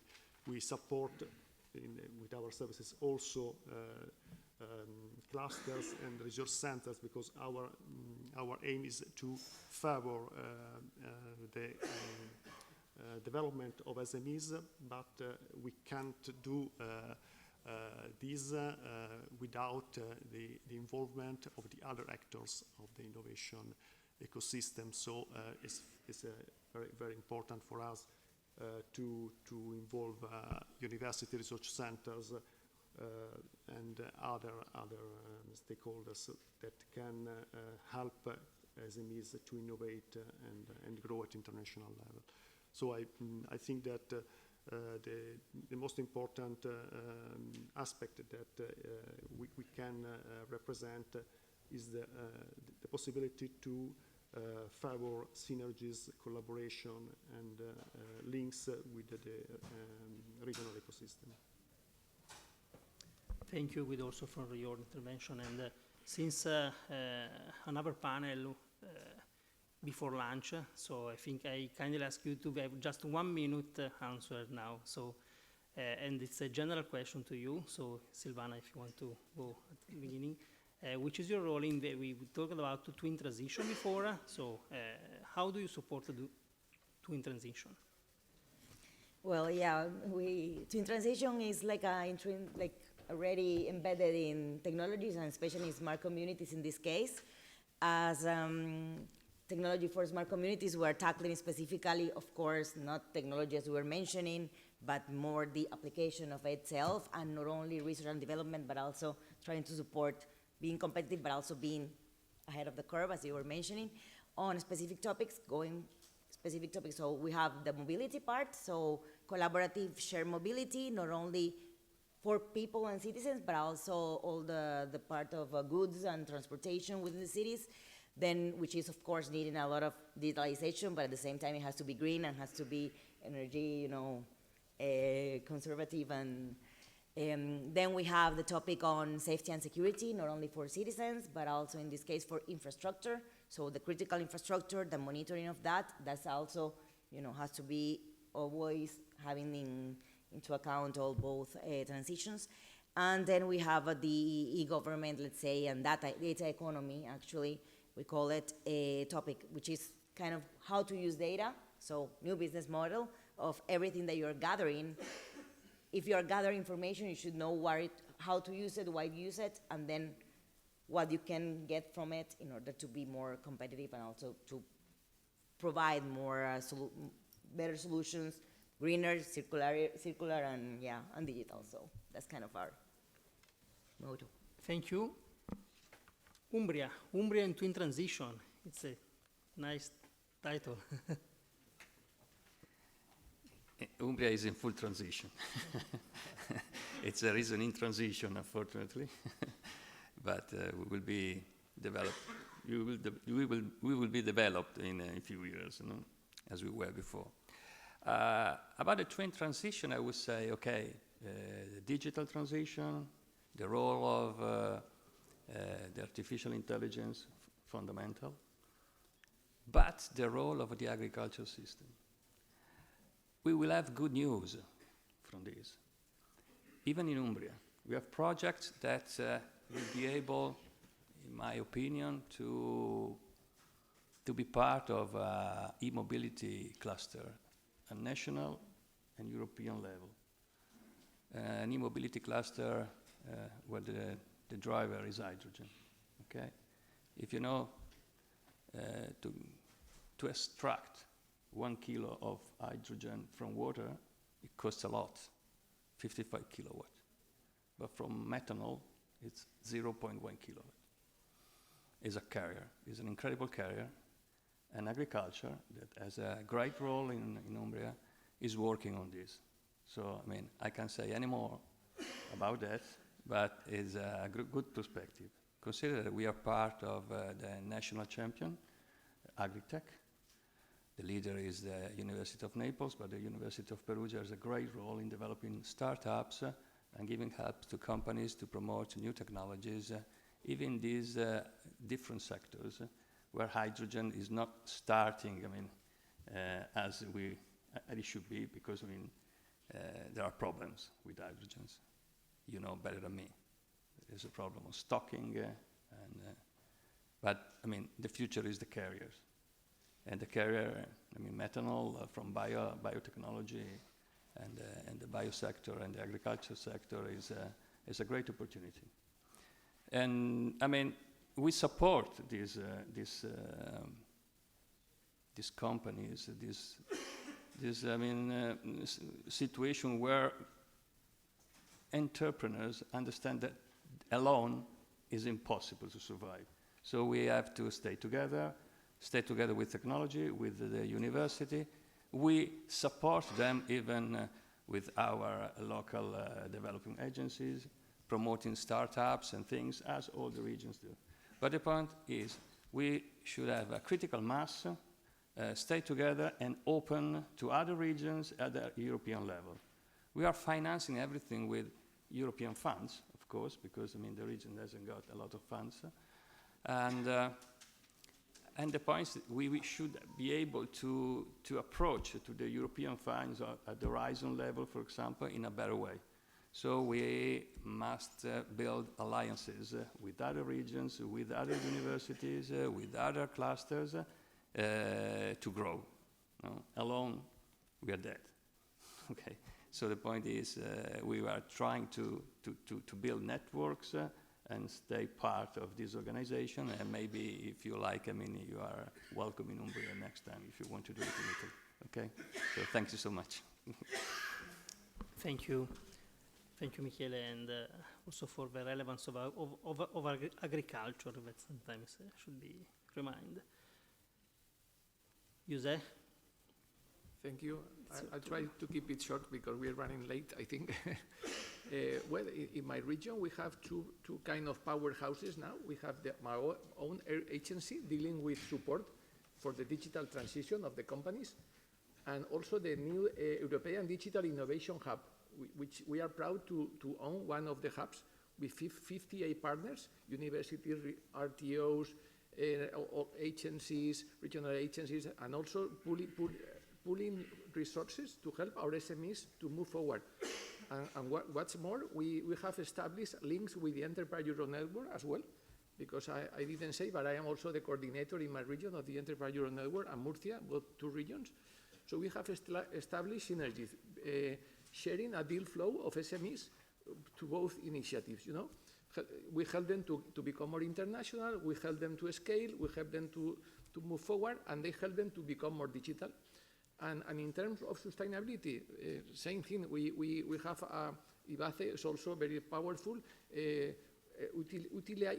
utilizing the next generation funds to energy efficiency in SMEs and also in other players like municipalities and so on and so forth. And again, we need to move to new circular business. New circular business needs more research in business models. Again, companies need to transform, need to find their way through to this new transition. So we not only need technology, we need to capture and to generate new value propositions for our businesses. This is another key element of the twin transition. To be sustainable, as it was already mentioned, we need to be sustainable in terms of environment, but if our business model doesn't capture revenue for our company, we will die. So this is the same issue. Okay, thanks so much. Thanks to you, Jose. Finally, the last point of view of Enterprise Euro Network in this kind of support to twin transition. So, Guido. Yes, Enterprise Euro Network is involved in this double transition. Of course, this is one of the priority of the European Commission, and we are, of course, engaged in offering these services to our clients, the SMEs of our region. We offer to SMEs free of charge services to help them to become more green and to foster their digital transition. First of all, we provide an assessment to the companies that help them to identify their needs. And these assessments are both for digital aspects and for sustainability, of course. And we offer them this assessment service that, and then we help them to implement action to become more sustainable or to adopt new technologies related to digitalization. As I told before, we act in collaboration with other organizations for the digital technologies.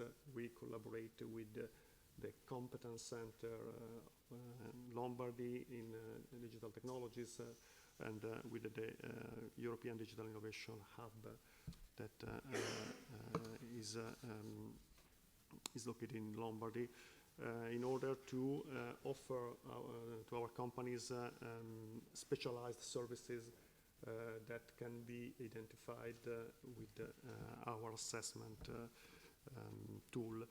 As regards sustainability, we provide a double assessment, both quality assessment and in a quantitative assessment through an ESG rating that allow companies to identify in detail our situation, their performances as regard not only environmental aspects but also social and economic aspects, and we support them in define an action plan to improve their sustainability performances. So I think that the network is an important player in the twin transition of the companies in our region. Thank you, Guido, and thank you also all the speakers, and thank you also to you for joining the panel. Paolo, I don't know, Paolo is moving, is leaving. Paolo Vercesi, finished, so it's your turn. Thank you very much, and I leave the voice again to Teodora to introduce the next panel. The discussion will be how the research can be the navigators for industry, and you can call our moderator. I saw them somewhere. So Fabiana and Marcello. Here you are. Okay. I was about to call you, so thank you very much, Paolo, for helping and supporting. So I would like to call on the floor the moderators for the next panel discussion, which will be Research the Navigator, Industry the Enabler. So I would welcome on the floor Fabiana Pirola, please, and Marcello Urgo. Thank you. You can take the chairs and also call for the participants. Yes, good morning. Yes. And well, I will start. As you can see, this panel has two moderators, Fabiana and I, and we will explain why we have two. And I will ask the participants to come here. I will briefly present them, and then they will have the opportunity later on to go more deep in their presentation and the discussion. So I will ask Professor Tullio Toglio to come here. He's full professor at Politecnico di Milano and also chairman of the technical and scientific committee of both the national and regional cluster. Antonio Braia, representative from the automotive cluster from the Basilicata region and is also the entrepreneur. Patrizio Quattrocchi, Vice President of the e-mobility network of the Umbria region, Fulvio Locatelli, account executive from Autodesk, Carlo Bianchessi, head of unit of the Lombardy region with a focus on corporate competitiveness and sustainability ecosystem and value chain. Thank you.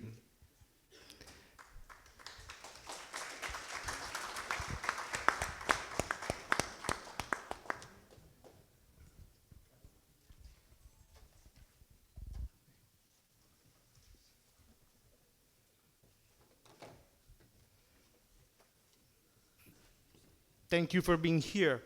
And as I was mentioning, well, this panel is on, as a strange title, quite cryptic, but not so much. So, Research Navigator and Industry the Enabler, and the motivation for this is that from some innovation, some technologies, I mean, adopters cannot just adopt the technologies, and research cannot be done without the idea of where the innovation will be actually needed and used. And while the scope could be really large, so we decided together with Fabiana to restrict the area to an area, some technologies that are extremely relevant today, and this is artificial intelligence.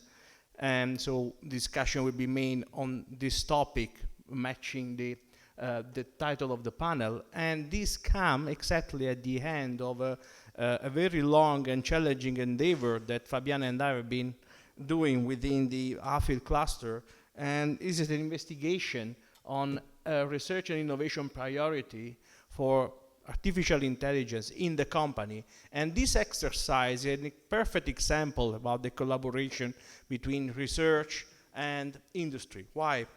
Because we have been using a twofold approach. The first approach is going into the company and asking for their needs for AI. So why is AI needed in the manufacturing company? Which kind of approaches to support which kind of problem? And this is what we call the bottom-up approach. So we have been meeting a lot of companies, asking about their idea and their needs about the implementation of AI technologies in their operation. And we collected a significant set of requirements that are directly driven by the need of companies of implementing a technology, using a technology, specifically AI, to support their operation. And as you can see, it's a little bit smaller, but we have been discussing with company according to some topics, I mean some areas. So machinery, textile, metal, medtech, white goods, aerospace, food manufacturing, automotive, rubber and plastic. Some of them were clusters, some of them were just group of companies that are joined by the operating the sector.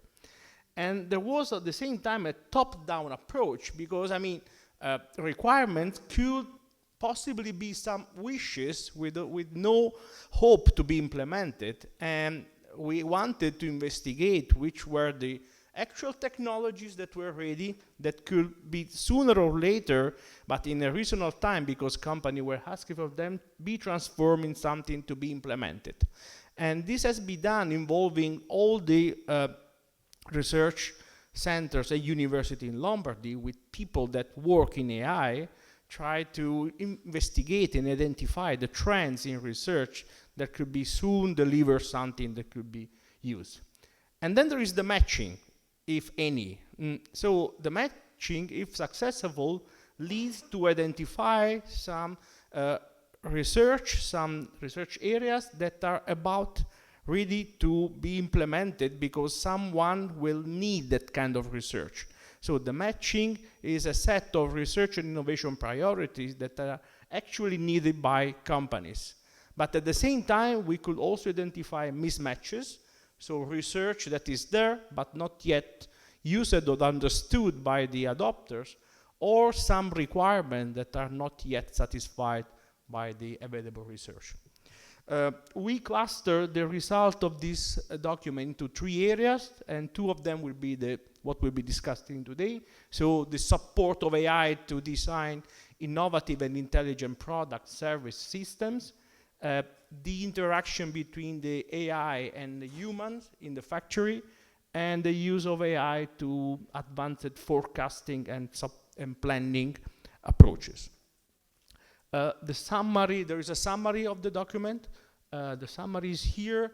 I mean, there's a QR code when you can download the summary, and the whole document is about to be published. Will be informed you. So I will start with the first set of intervention from the panel, question for the panel. So the first one is related to the first topic. So AI is a disrupting technology, but there is a sector where it could be really useful because it can support two things. So the way companies design products, so can revolutionize the way that many design departments in company are working.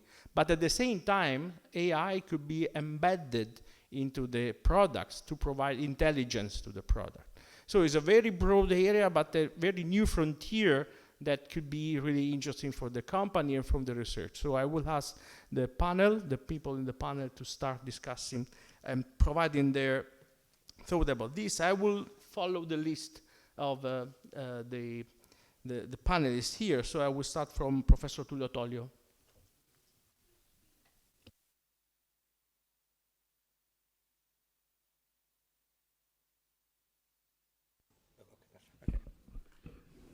Thank you, Chairman.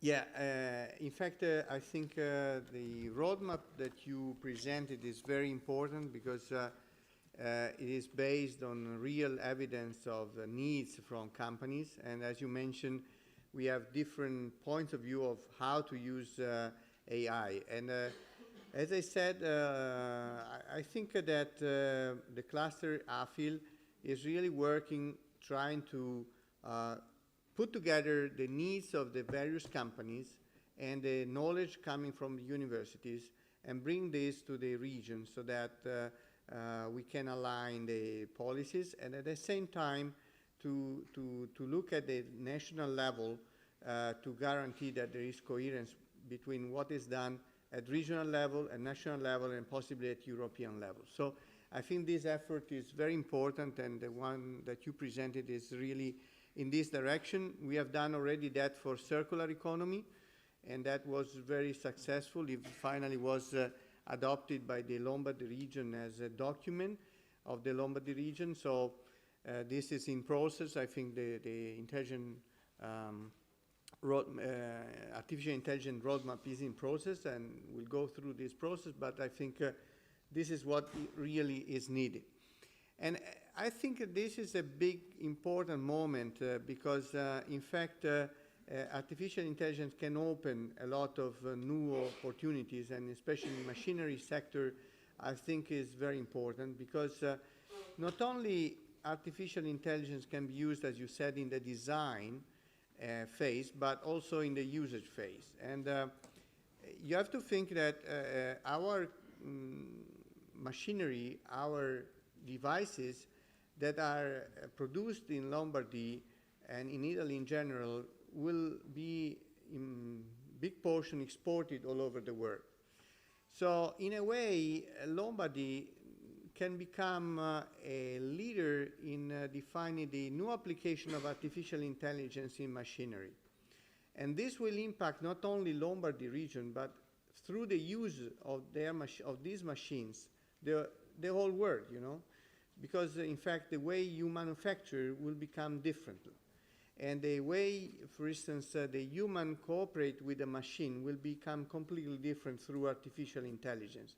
So artificial intelligence will enable a much higher level of interaction and also a way to simplify the usage of very complex machinery, possibly introducing also the opportunity of simplifying the maintenance of the machining, and therefore it will introduce maybe the opportunity of doing complex machinery made easy, which was the dream. You know, most of the interfaces are so complex to be used, and machines are becoming very complex, so then you need a very specialized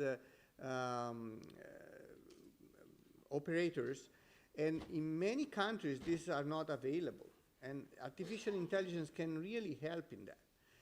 So I think that our machinery can become much more interesting also for expert, if we are able to embed all these functionalities made by artificial intelligence that make it easier to use the machine, make it easier to interact with the machine, and at the same time make a best usage of all the data that with Industry 4.0 were embedded in the machine, but at the same time, sometimes not completely used, So we have an enormous amount of data that we can collect for the machine, and you know that the manufacturing sector, the machine are producing more data than any other sector, right? So if you look at the data produced by factories, it's much bigger than any other data, including the social data. So in fact, all these data are there, but are so huge and so complex and so diverse that it's very difficult to use them. And artificial intelligence can, together with models, help in using this data in a fruitful way. So machine will become more intelligent in the sense that they will produce data already in a way that can be used. Because raw data, we say that they are the oil of the future, but in fact, alone are not very useful. I mean, if you don't refine the data, it's just crude oil, So it's not really important. But if you are able, through artificial intelligence, to take out from the data the real information and present in a way that is easy to understand to the operator of the machine, then we are ahead of time. I mean, we are really producing new types of machines. So I think that is really strategic for Lombardy. And I think that this roadmap is clearly explaining that, putting at the center, not only the product, but also the manufacturing systems, and then obviously the distribution. I think this is an important point and a great opportunity for us. Thank you, Tullio. I will ask Antonio Braia to go. Thank you. Thank you. Good morning, everyone. Thank you for invitation. It's very good opportunity for us, for our cluster in Basilicata. Is very, very strategic region in Italy, and we are really happy to experience such an important moment of discussion on issues related of the opportunity that the dual twin ecological and digital transition will bring to our companies is very, very good. I was asked for our views on the challenges and obstacles related to artificial intelligence. But forward any evolution always comes through human capital, through people, first people. Our cluster is a really laboratory where large and small medium enterprise, together with public and private research center and the University of Basilicata. And we are a process and product, two important project, important moment, not taken for granted this precise project together. In fact, two is a project, MOBAS 4.0, Mobilità Sostenibile in Basilicata, and TexPro, we are born. Of course, artificial intelligence, along with other strategic issues for the competitiveness of our companies, is strongly focused on confirming the importance of being smart factory, thanks to the investment gained from Industry 4.0. Artificial intelligence has long been present in our daily lives. It will be increasing, so be facilitating various processes in the organization. As always, the entrepreneur and his management will, to gain awareness, welcome new skills and build new proposal consistent with market expectation. Industry 4.0 as an unprecedented transformation in production process and at the center of the revolution in our generative artificial intelligence. These advances of AI not only promises to revolutionize manufacture, but opens the door to a new era in which innovation and mass customizer take center stage. At the heart of the technological evolution, we face a crossroads. On the one hand, artificial intelligence offers unprecedented strategic advances from optimizing process to accelerating innovation. On the other, we face issues ranging from data security to ethics. Thanks. Thank you. And I will ask Patrizio Quattrocchi to bring his point of view. Thank you. Okay, Umbria Mobility Network is one of the newest cluster of Umbria region. We are 18 companies, different involved in the e-mobility transformation. So we have vehicle manufacturers, we have testing equipment manufacturers, component manufacturers. We have also companies involved in the second life battery market and also involved in the infrastructure of charging equipments. So at the beginning we said, okay, what we have in common, what we can do, what we can promote and work together. One thing we said it's very important for us in this moment is to put customer at the center, because we are working in a really changing scenario and market.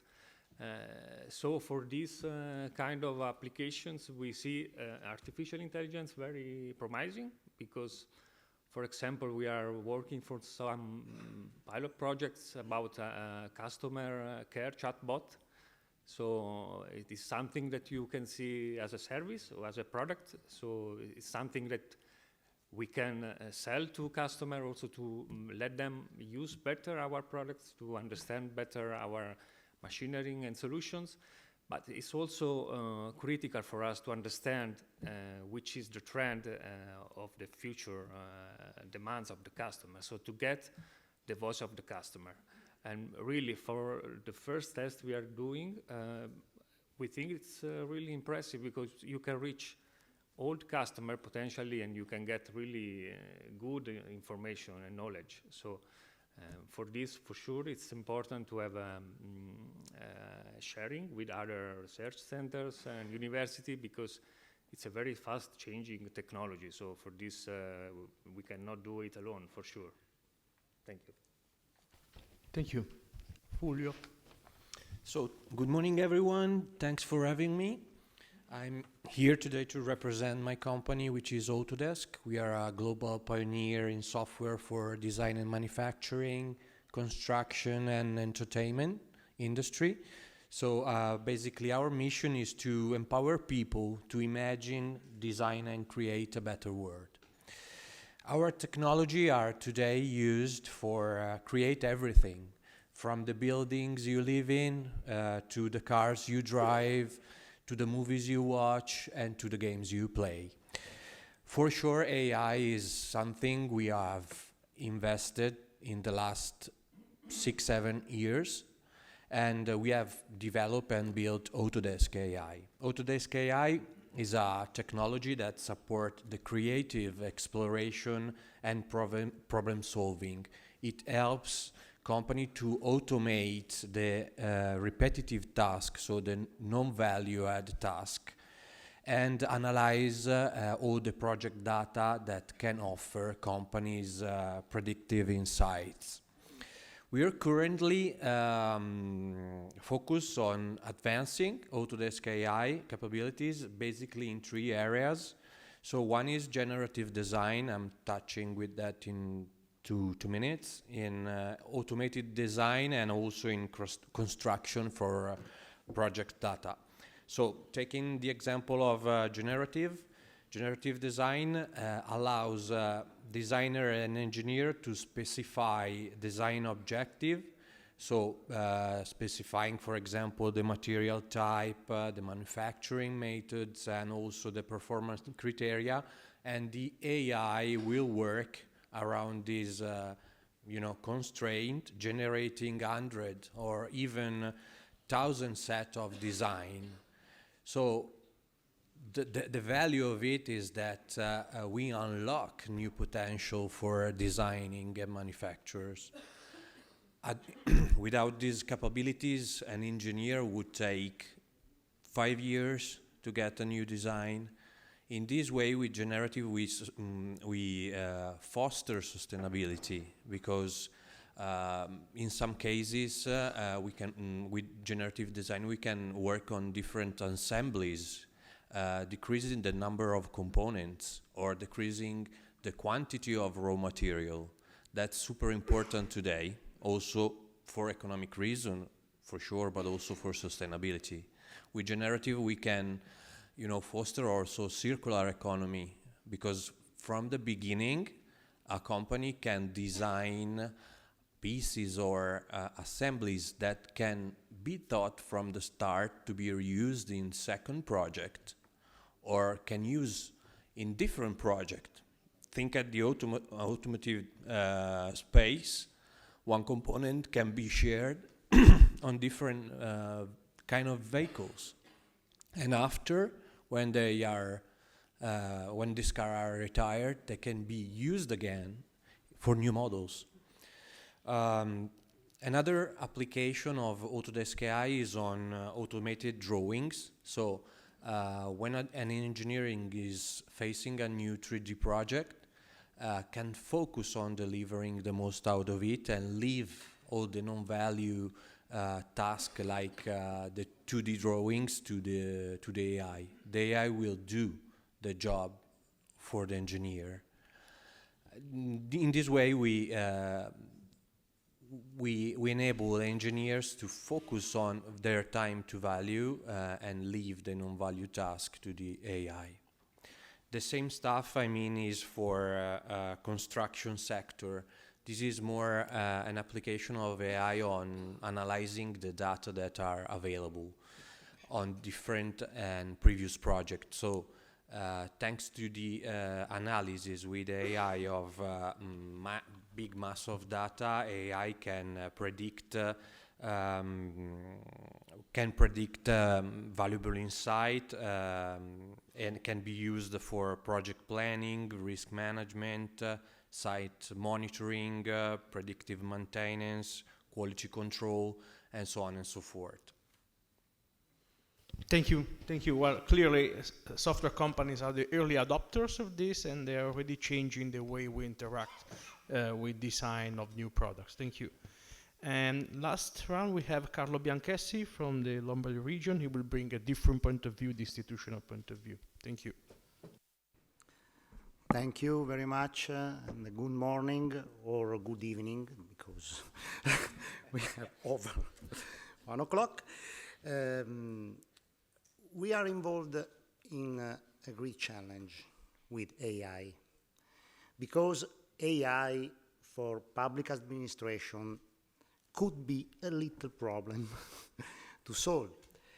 But I would like to start from 2 last panels, because regional economic development and ecosystem model could be an answer for AI, because we are involved in promotion. We want to promote, we want to foster the value chain. But we have a new concept for value chain, which is not the traditional vertical supply chain, but we want to promote the new horizontal ecosystem of enterprises which work together for an item, and not only of one sector or one district, but in the concept of all enterprises of different sectors, of different approach, and in a different moment of development of a product or a service or a process. And we recognize those ecosystems. In Lombardy region, we recognized 63 value chain or ecosystems, and we have AFIL involved in one of these, and we have 3 recognized value chain in AI. I want to say that we have EcoSyn, which is a chemical synthesis platform dedicated to chemical synthesis, which intend to explore the potential of AI. We have Mind, which is involved in an innovation, sustainability, transport and logistics development to explore the potential of AI for intelligent and sustainable mobility, and also for traffic predictability.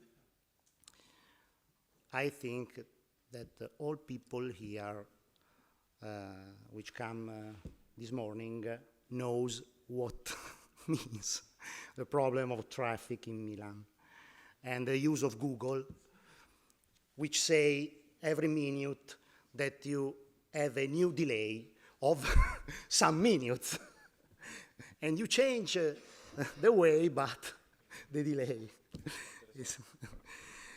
And so I think that those ecosystem models could be really an answer, because we can help enterprises with funds. We have a new call for 28th of March for the sustainability of value chain with 34 million of euros. 30 million for the investment, 4 million for the research. The third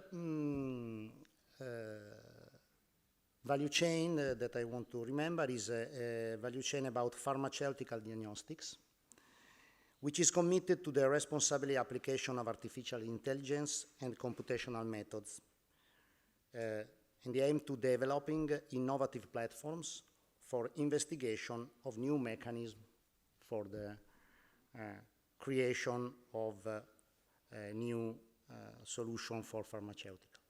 We think that this is the answer could be for the public administration, also on the AI, especially on the AI. Thank you. Thank you for the first round. I give the lead to Fabiana for the second round of questions. Thanks. Okay, thank you.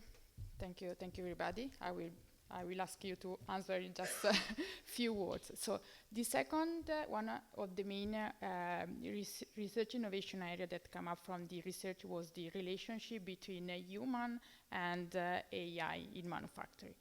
So in particular, we have seen that AI is not seen as a mean to replace the human work, but a way to assist the operator, to help the operator to retrieve information and to work in a more efficient and safer way. So what is your opinion, but in particular, which is from your point of view, the main intervention in terms of actions or training that we can put in place in order to improve the acceptance, the awareness, but also the use of AI in manufacturing? So just a few words, because then we have the lunch break. So I will also follow the list. So we start with Professor Toglio. Thank you very much. Actually, I think that is a great opportunity for a better interaction between humans and machines. And, you know, among the value chains that were mentioned by Bianchessi before, we also have this machinery value chain that has been created, and one of the point is how to introduce AI into this type of product that we produce, right? And one point is that, first of all, AI allows you to embed a lot of knowledge into the machine, yeah? And that allows you to have a better interaction. At the moment, the interaction with the machine is not so at a high level, but we can improve that. And for instance, root cause analysis or improvement of quality. You must have a very, very experienced people in order to do that. But if you embed AI with all the data coming from the machine, that can help the operator, even if it is not a specialist in that, in understanding what could be done to improve quality, could be done to improve reliability, or to early detect problems before they become critical. So this kind of interaction that is at higher level will change completely the way operators are dealing with machines. And I think this is really a new era in a way, because you are trying to exploit the judgment and the capability of the humans to direct the machine in the right way, but on the other hand, you reduce all the details that come from the knowledge of the specific technology of a specific machine, which could be incorporated in the machine itself through the AI. So the knowledge comes with the machine and is a property of the producer of the machine that gives this knowledge in a way that can be used. But this doesn't mean that it's given away. It's still kept in the machine, but used by everybody. So I think this is really a change in the way operators work with the machine, but also a change in the way you provide this knowledge to the market. Okay, thank you. Let's move to Antonio Braia. Thanks. We believe that human capital has always been the true and great value in our companies. The entrepreneur increasing needs to people, train them with new skills, intercept talents with new skills so as to respond to new challenges, both internal and external. Our companies therefore need to invest in new skills, be attractive to talent, be system is very important, be systems, combining knowledge and experience, large and small, medium enterprise together with research center and universities, be innovative companies thanks to continuous investment in research and development, start diversification and internationalization processes. Artificial intelligence represents a very opportunity, transformation lever for Italian business. Its adoption is not only a necessity, but a very opportunity to unlock the country's productive potential. Through a well-delineated business adoption strategy and proactive industrial policies, Italy is very, very out of a leading role for itself. The challenge facing our companies is no longer whether or not to adopt AI models for their business, but when and with what data to train their shows system. The new industrial challenge among competitors is based on fine-tuning, and the better one's models is trained, the better will be the responses of AI to the strategic choice to be made. Thank you. Okay, thank you. Let's move to Patrizio Quattrocchi. Just a few words. Yes, for sure we have to take care of people, because if we lose people, we don't succeed with the twin transition or with any transformation, because they are part of it. And for sure we think so that the people should, in the future with AI, do more valuable things. So one thing should be to remove any task that you can automate, like the colleague said before. And the other thing, we think we have to test or evaluate any tools that can improve the training sessions. So for example, I've also trained for this panel with an AI assistant in English, and I think it's the level that has reached this kind of technology can be very useful, because also for the mobility, but for any transition you need to train the people for the new stuff. And also the new generation have a different approach for it. So we understand and we believe that this is very important. And innovation centers, university, we think they should be the promoter for having some session where to test and have a look at the case study or the technologies, because it's very hard. Now it's very fast changing, and we cannot do it alone again. And Fulvio Lotcatelli, you're a provider of a tool, so maybe. Yeah. Let me tell you that digital transformation is for human, sorry, and is made by humans first. So the AI we are talking today is an AI that empower users, empower engineer, empower people to live in a better world. So we are not talking about AGI. AGI is another stuff, is something that mimic the human brain, is something that we all know is not yet ready. I've listened 2 or 3 days ago to a conference where Sam Altman of OpenAI told that this is something they are working on, but is not ready. The AI we are talking today is for application, is for helping people to advance their knowledge, and as a consequence to get companies be more efficient, and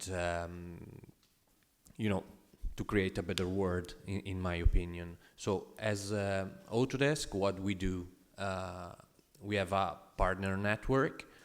So our technologies are delivered to the end customer, PMI, medium companies, enterprise companies, the skills and the capability to drive this new technology and to drive AI. So we train the users to be more productive with AI. That's it. Thank you. Okay, so last words from Carlo Bianchessi. Yes, thank you for the question. It's another challenge, because if I ask if AI could increase unemployment rate, I have to say yes, if we don't change. And how can we change? We must fight with mismatching. We must fight against the basic workers, but we have to reskill workers. We have to work all together, institutions, regions, governments, with universities, with technical institute, ETS, EFTS. We have a lot of good